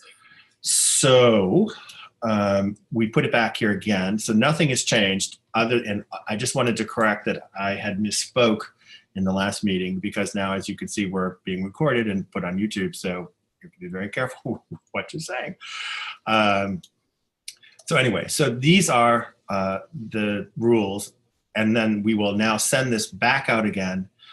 We did send this to the Board of Selectmen. I heard nothing back from anybody. We did send this to the Planning Board. I heard nothing back from anybody. I sent this to Lori Lively. I heard nothing back from her either. So Has Aldo looked at it? Aldo has looked at it and approved it before we sent it out the last. Oh, okay, I wasn't here last time, so yeah. Oh, yeah, no. Okay, so to bring you up to speed. So yes, he looked at it. And what he said was that this language is fine, and that we would probably at some point want to go back in when we are amending or to amend the bylaw to include this language Okay, officially and put it in front of town meeting. makes sense. So Michael, I would advise that we also send it to the town clerk's office for them to have this on file if people come into them. He had suggested that we do that at some point. And I think the commonly asked questions are great, because I hear these kinds of questions from people all the time. So I think it's a nice like bulleted list for people. So I think we should send that into the town clerk as well. And we did, this is actually up now, a version of this is up on the town website. Great. Under the Historical Commission. So this will be handed out to everyone who applies for a demolition delay bylaw, a demolition delay, excuse me, I'm getting tired. A demolition permit. Everyone, a demolition permit of any kind or duration will get one of these little things, so that no one can say they weren't informed about this law or that they didn't understand what was going on. Oh, I think that's great. This is great. I see you all drinking. I'm having a little Diet Coke here. Well, I think it's very succinct, and I like I said, I like the bullet questions that are sort of the commonly asked questions. I think it's great.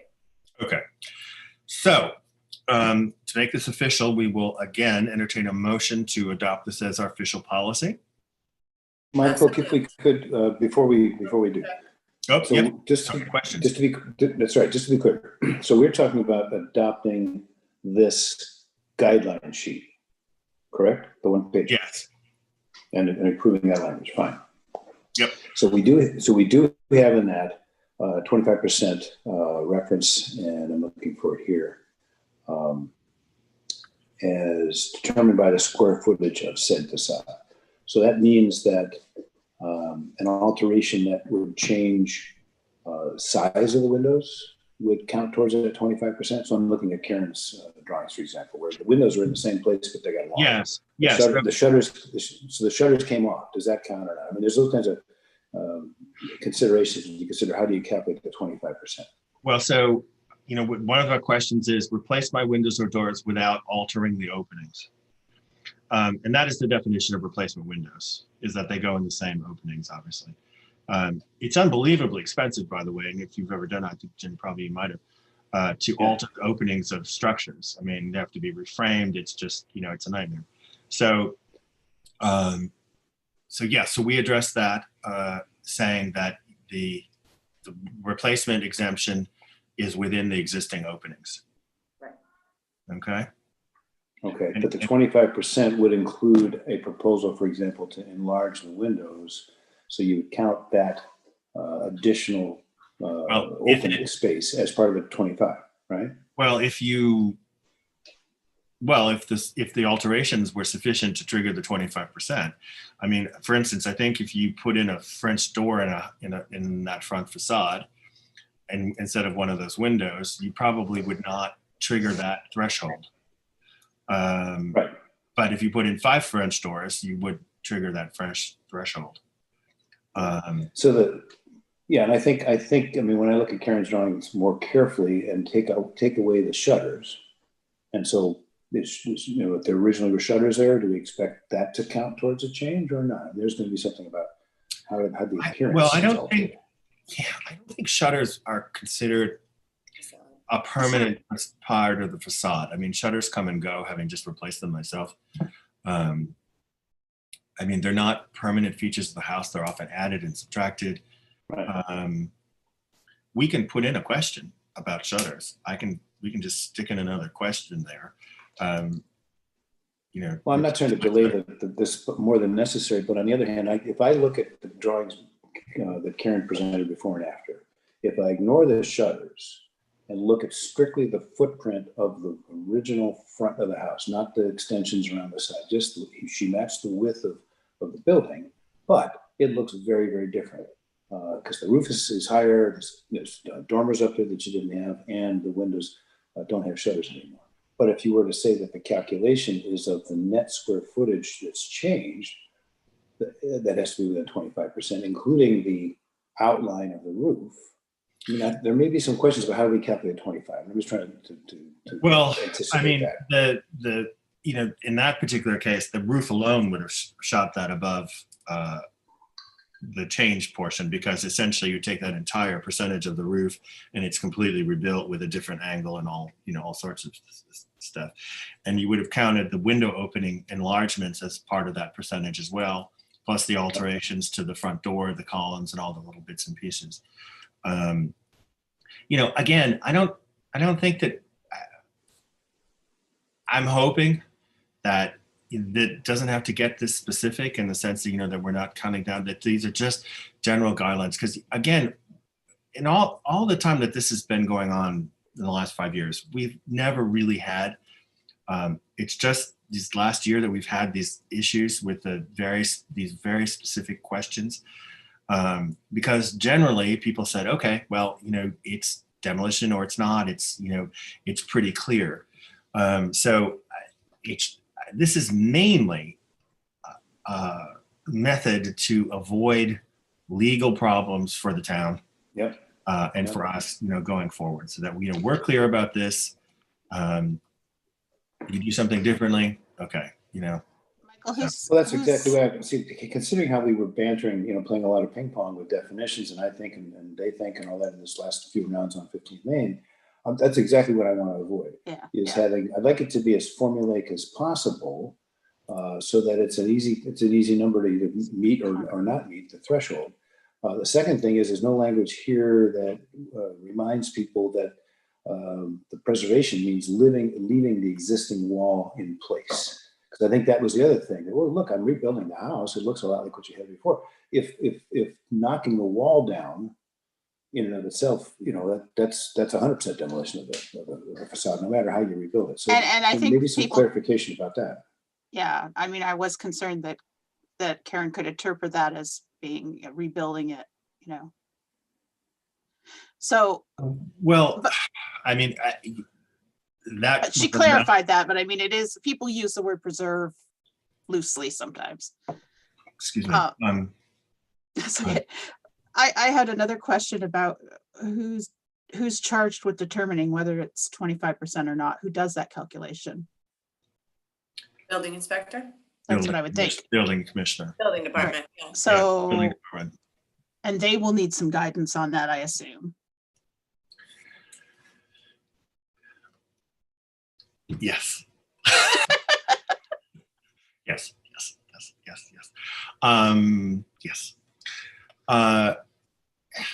So what I've offered to them is essentially a quick turnaround service, that I or any of us could do to get a hold of us, to bounce, if they have just even the slightest question, to bounce it off us, and we'd get back to them within 2 business days. simply so that we, it's a pain. Really, we're not in that business, but it's better than dealing with things like 45 Highland. So I'd rather just intercept this stuff at the gate and just say, hey, if you have a question about it, we'll answer what we think. This is our interpretation. What do you think? Kind of thing. Or can we take a look at it? Or et cetera, et cetera. So I'm just trying to avoid possible confusion. And to the degree that we can spell this out. And part of the process is that every single iteration of this, we find that there's another tiny little hole. And that's true of anyone who's ever been in business and has formulated a contract. You never have a contract that covers every single piece. And your contracts are always evolving because it's like, oh, next time I'm going to be sure to talk about that. So I think this is a decent start on this. And again, one of the things that the Board of Selectmen asked was that we be proactive about, defining this stuff, getting this information, asking them, what they think. So yay, whole new day. Yeah, I like that. As Marty said to me, it's a brand new board. And I said to him, so is ours. So it's like a brand new day. Okay, so moving things on here, I'm going to entertain a motion to revote this for open meeting purposes. So moved. Second? Second. Any other questions before we begin? Nope. The question would be if we added a comment about clarification comment about shutters, does that mean we have to revote this? Because I don't want to ask to do that if we're going to put off. No, I don't think so. We can say as amended that we can just, we made the motion as amended with Michael adding a comment about shutters. Okay, and the comment will be if I replace, replace my shutters, ? It's adding, and so the answer would be no. So we're just going to stick another little line in there. So as amended, that is the motion. Yep. Okay, so I got a first from Kate, and who seconded? I think me and Rebecca. Annie, okay. All right, so revoting. Kate, Yes. Annie, Yes. Rebecca, Yes. Jim, Yes. yes. By the way, I heard it by text from Amanda. Oh, and Waisan, yes. I heard by text from Amanda that they're having some outage there for Zoom. So she got knocked off and that was the end of the story. So she'll try to get back to us if she can. Okay. All right. Moving right along. Microsoft Word, where are you? Where's the agenda? The old burial ground. Old burial ground. Old burial ground. Okay, I do need to see the agenda though. Okay, well, I don't know where the agenda went. That's all right. You can just tell me what's next. You can tell me. You keep us on pace. I'll keep you on. Okay, old burial ground. Okay, so, boy. So we got some problems in the old burial ground. This process that the CPC paid for this last go around didn't seem to do very much that we spent $8,000 for because these stones are tilting over, several fallen over. Some of them have been knocked over by the trees, which are in unbelievably wretched condition because they can't get machinery in there. Right. Michael, I feel like we spent way more than $8,000. No, I don't think No? we did. I may be wrong. So that proposal, Rebecca sent me the proposal that I sent to you all. That was the expensive proposal Right. that didn't get.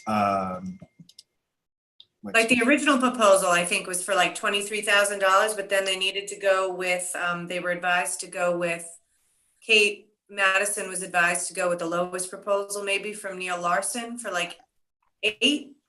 Am I remembering correctly? Yes, that's exactly what happened. Okay. So this proposal was the one that we should have taken. And as it turns out, these proposals are like apples and oranges. I think. I haven't seen the full details of the first one, but I don't know. In any event, so we need to find the original proposal, which I don't have. CPC might have it. Rebecca, you didn't dig it up in Kate's stuff, did you? To be honest, I didn't look yet. I'm doing my annual appeal right now. So. That's fine. That's fine. Okay, so I can ask Freddie if she has it. What year was this from? 2018? 17 maybe. Okay, I can ask. Okay, because something's wrong in Graveland, because I don't see much having been done there, and stuff wasn't stabilized. Certainly not the proposal the secondary $23,000 proposal, because the stones would have all been cleaned, all of them would have been straightened and uprighted. I mean, so we have that issue. We also have the issue of the tree care. So I had a lovely conversation with Karen Galligan, who always remains one of my favorite people here at the head of the DPW. And she tells me there's been really no tree assessment there at all in quite a while. They do what they can do without getting machinery in there. They don't necessarily know that they have the budget to do anything this year, but if you've been in there, there's like piles of branches, major hanging dead limbs. And other factor is none of the trees have been replaced. And part of the issue is they haven't been replaced because they're afraid of digging trees and digging up people. Because a lot of the graves are unmarked. During the 1938 hurricane, a lot of the stones were knocked over and they didn't have the money to fix them. So they put them in the back of a dump truck and dumped them in the new burial ground. And so many, many stones are missing. I told Karen, however, that we actually have the ground radar for a lot of those places. And also that we know the historic locations of trees that have come down that are on the plans that are no longer there. So I think that there could be some replanting initiatives. And also if we took just very small trees that only are foot deep in the ground, for root balls, that we could start a replanting process there. I don't think we need to spend much more time on this tonight, but I think we need to do some investigation. And Annie, maybe you could pull that proposal from the CPC and we'll look at that to see if we have any recourse there, because I don't see that was terribly successful. Michael, I have Kate's files here. It was the $23,000 proposal from Kai, I think his name is, in New Hampshire. He was the one who did the work. It was $23,000 that was voted on at town meeting. I'm 99.9% sure. And I have the W-9 form that he filled out for the town. Yeah, but I'm almost sure that what happened is they did vote for that. And then Mark Purple told us we couldn't take that proposal because they had another one for $8,000. I remember Kate coming back. I'm sure it was. Isn't it Neil Larson? Neil Larson did the historic district for downtown. Oh, okay. I'm sorry. Kai is the one who did the the graveyard proposal. Well, in any event, the CPC folks would have the amounts check that. So let's find out. I'm 100%, not 100%. I'm 90% sure that because I remember having Kate Madison being very disgusted about the fact that we couldn't take this proposal and that we had to go to someone else. So pretty sure, could be wrong, but we'll see. In any event, so I just want to put this on our radar that we need to come back to this. We may need to come back to get some CPC funds at some point to do some sort of tree assessment or work with the town to get this into the town budget or our budget or some budget. Because what has to happen is that we need an arborist to come and look at all these trees, tell us what work needs to be done. And then a lot of them that will have to be climbed, because they can't do it with machinery in there. That's not a difficult thing. It's costly. But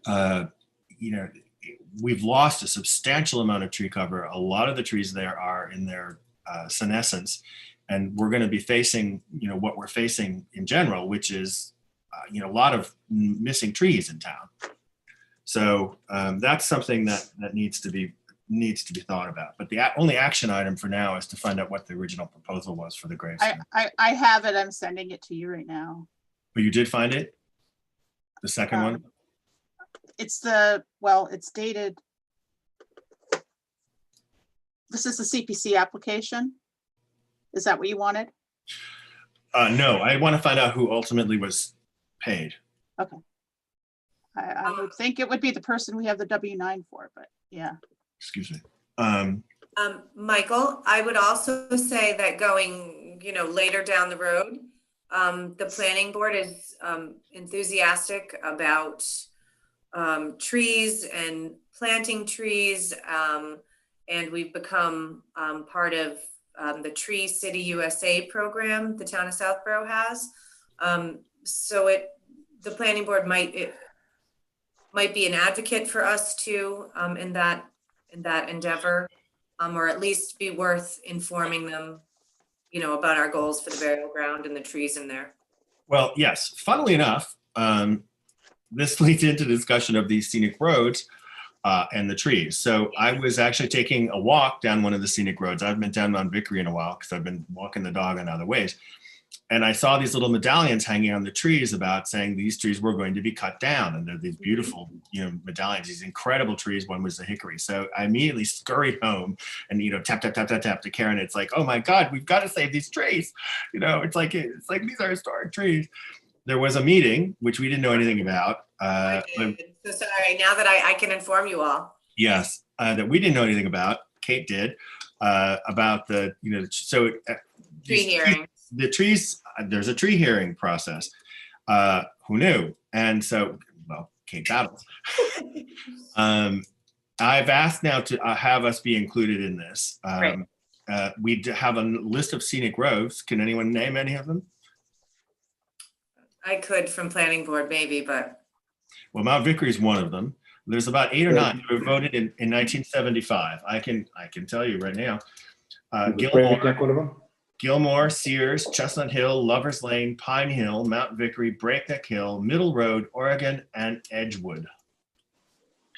And supposedly that this gives them some special protection. So in any event, it's something that I think we do want to work more with the planning board with. Well, and because the planning board also doesn't want it to just be the tree hearings, I believe they have proposed that they not be exclusive to scenic roads, but to a lot of other roads as well, because the scenic road list hasn't been updated. So it's definitely a great thing to get on their radar because they're really passionate about the trees and maintenance of the trees. So I think that they would be great, a great sounding board for us in those discussions as well. Absolutely. And I did include Dawn in that discussion. Yeah. And so passionate about it. So yeah, that's great. Yeah. So I just, I think we just want to, taking a more holistic approach to historic preservation. It goes beyond the buildings. It includes the roads, it includes the quality of life, it includes the open space, back to our combined efforts kind of thing. So fortunately, by the way, I am happy to report that tree number 3 and 6 are only going to be pruned. And not going to be taken down, including that. You should read my notes. I'm not reading the planning board minutes. I have enough trouble, keeping up here. They're only like 8 or 9 pages long usually. Oh my God, yeah. Anyway, Amanda's back. Hi. Okay, so. Hi, sorry about that. Yeah, no problem. Okay, so that was the only thing I had to say about that, is that we're going to need to go back into the old burial ground stuff. And, we did, the Historical Society, just as you probably all know, did actually plant 3 of the new trees around the museum, 3 new additional elms. So I was also talking to Karen about, trying to get some more trees on the town common. The replacement trees that the state brought in are just kind of blingity, blingity, blingity, blingity down, down Route 30. If you've seen pictures of that space, the monument was shrouded in beautiful, huge, the whole thing was shaded. And it's a lovely place to sit. And people used to sit there all the time, and people still do now, but now you just get baked out. So I think that, a little more tree coverage in that part of the world wouldn't be remiss in general. So anyway, all right. So since I don't have the agenda, what is the next step on this? I think it's just other business properly before the board. Really? Did we go through every one of those points? Yes, we did. Oh my God, we are just cranking along here. You, Yeah. Kate. So it's me. All right, I promise to be quick. So yes, first of all, now that I know that it's a good goal, I will happily at our meetings give you guys a little bit of an update on stuff I know from planning board, master plan, and SHOPC. So I'll do that. Now, as far as treasurer's stuff, I just paid a internet bill, so that's nothing new. But then about 2 weeks ago, I did meet with Brian Ballantyne, Paul Sabelli. Unfortunately, Mark Purple was booked at a personnel meeting, and I discussed our budget for fiscal year 22. I requested, so we have been for the past couple of years at a budget of just 2,500. A number of years ago, we were at 3,500. So I requested, understanding that this is a pandemic, this is not necessarily an ideal year for an increase, but if it was possible, I proposed that they increase us to $3,500. And I explained that it was basically because the bulk of our budget right now is going towards our internet. I did tell them that now I've been the treasurer for, I don't know, I think 4 years, maybe 5. So I said I have a pretty solid understanding of what we need to spend our money on. We're at about 1,200 on the internet, 100 on water, about 100 on office supplies, which is just basically some ink, some paper, some stamps. The outreach for our historic sign program was about 900 and about 1,200 right now for recording secretary services.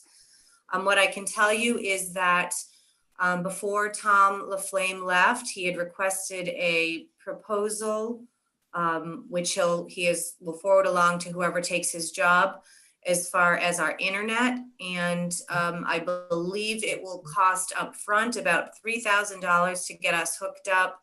And then we wouldn't pay internet anymore.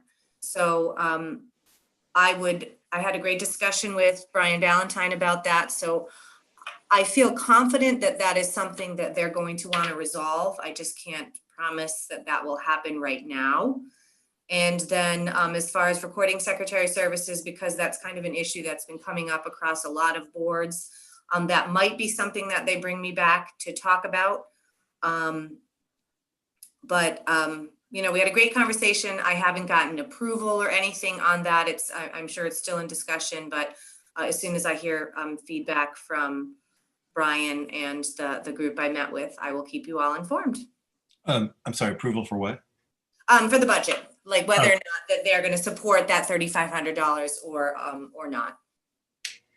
Do they have a choice? I mean, don't we actually make the thing and then we just go fight it out at town meeting? No, they will offer their support or not, and then we can fight it out at town meeting. I see.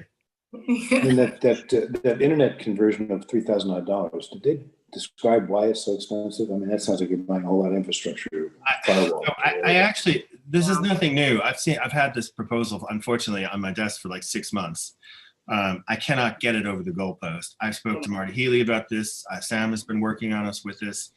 I've talked to people about it for quite a while, for at least 3 years as well. So Well, and I've even offered the Historical Society to pitch in some of our budget to go to do this. Yeah. Well, but I think I've never met before this board to discuss our budget. And so I think the fact that I was able to meet with Brian and Paul and talk about it, and Tom popped in a bit. So, you know, and they understand that we're paying $1,200 when, you know, in just under 3 years, it could be paid for. So, you know, and I think that conversation resonated. So I have faith that over the next year or two, we're gonna be in a good position there.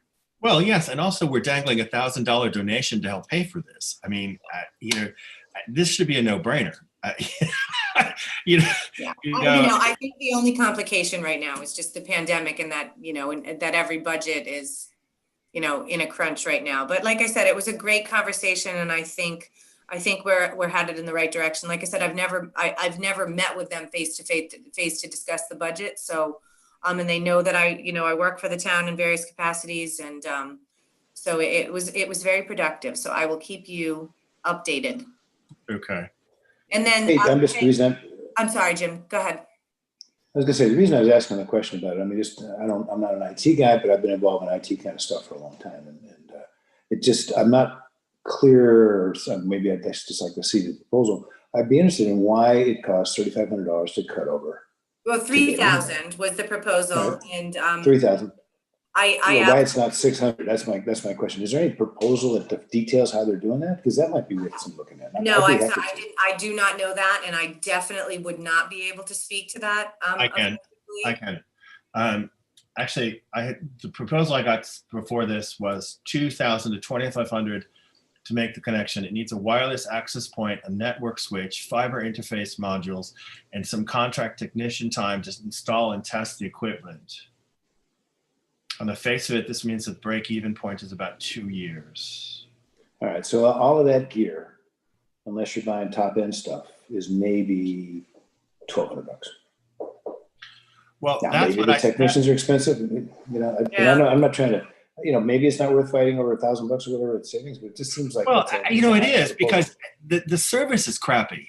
I wouldn't mind spending $1,200 if the internet service there were actually decent, but it's absolutely crappy. And you don't need fiber interface. You don't need fiber interface modules to do email. You can get by with Cat 6 or 7. That's the point. They're talking about high-end IT infrastructure, like we're going to be pumping huge files around. You don't need fiber for that. That's what you put in a data center. Well, we do pump a lot of files around. I will honestly say. I mean, no, Michael. I'm talking about Netflix kind of streaming is when you need. Oh no. I mean, I'm talking. Your home network wiring is good enough for this kind of stuff. Well, and the other crazy thing is we have the fiber cables. They're in there to the townhouse already. We have the connection in the museum. They're there. It just needs someone to hook the bloody things up. Then I'm even more confused about why it's expensive. At this point, I would be willing to hire a private contractor to do this and just just get an estimate. Well, not out of the historical commission budget, because we don't have it. Well, I'm the one with the professing the burr under my saddle. Would you like me to kind of look into it and figure out who's proposing to do what? And see if we can't get it down. I would love to, because of course this is all Greek to me. Yeah, same. I don't know when we're going to get a new IT guy, but hopefully, or gal, hopefully that'll be fairly soon, and that we can get this done. Because that was my question to Tom. I said, this seems awfully expensive. Can't we just go out and buy this equipment, or find it used or whatever? Because this stuff just appears all over the place, and I never got an answer back about that. So yeah, I mean, I really think that there are ways to make this forward, and as I said, the society would be willing to come forward and help with this. I don't know. Well, I'm telling you, it was a great conversation, and really, they heard our concerns. So no, they're great folks. They're all great folks. Yeah. They definitely did. We'll get this resolved. I mean, fortunately. Let me ask a quick question, just because I'm new and I don't really know the background here. So do all commissions and town committees have similar internet charges, or is no? It's because we're a separate building, Annie. We have the museum. Oh, okay. So, okay, I guess I didn't realize that. Okay. Yeah, we have it's the internet for the museum. So is it so do people have offices there, and do you actually work from there and stuff yes, like and all in pre-pandemic, all our meetings were there. Okay. We have an archivist that will do some work there, all that. Great. Yeah. Okay, that's helpful to know. Yes, and we have our senior citizens, right, tax folks that work there, and the historical society is there. All our records are there, and it's a town building. Right. So we're trying to get the budget of this back into the town, infrastructure, as opposed to having it come out of the commission's budget. Right. Right. I mean, crazily enough, however, we still do have to pay for the water.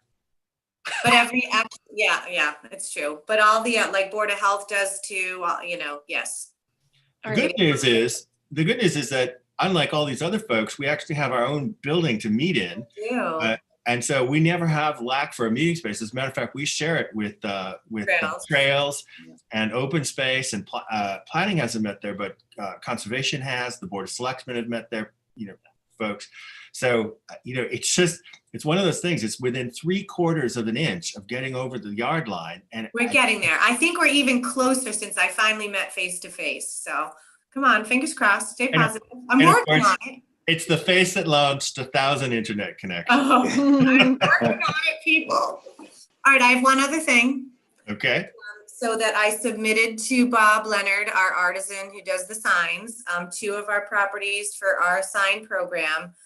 Just Michael, I need you to get back to me about that house on Gilmore. About what we determined would be a great name for that house, so I can order their sign for them. They're super excited about it.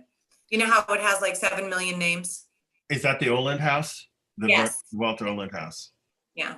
So I can I task you to come up with a lovely name for me so I can order that sign for them?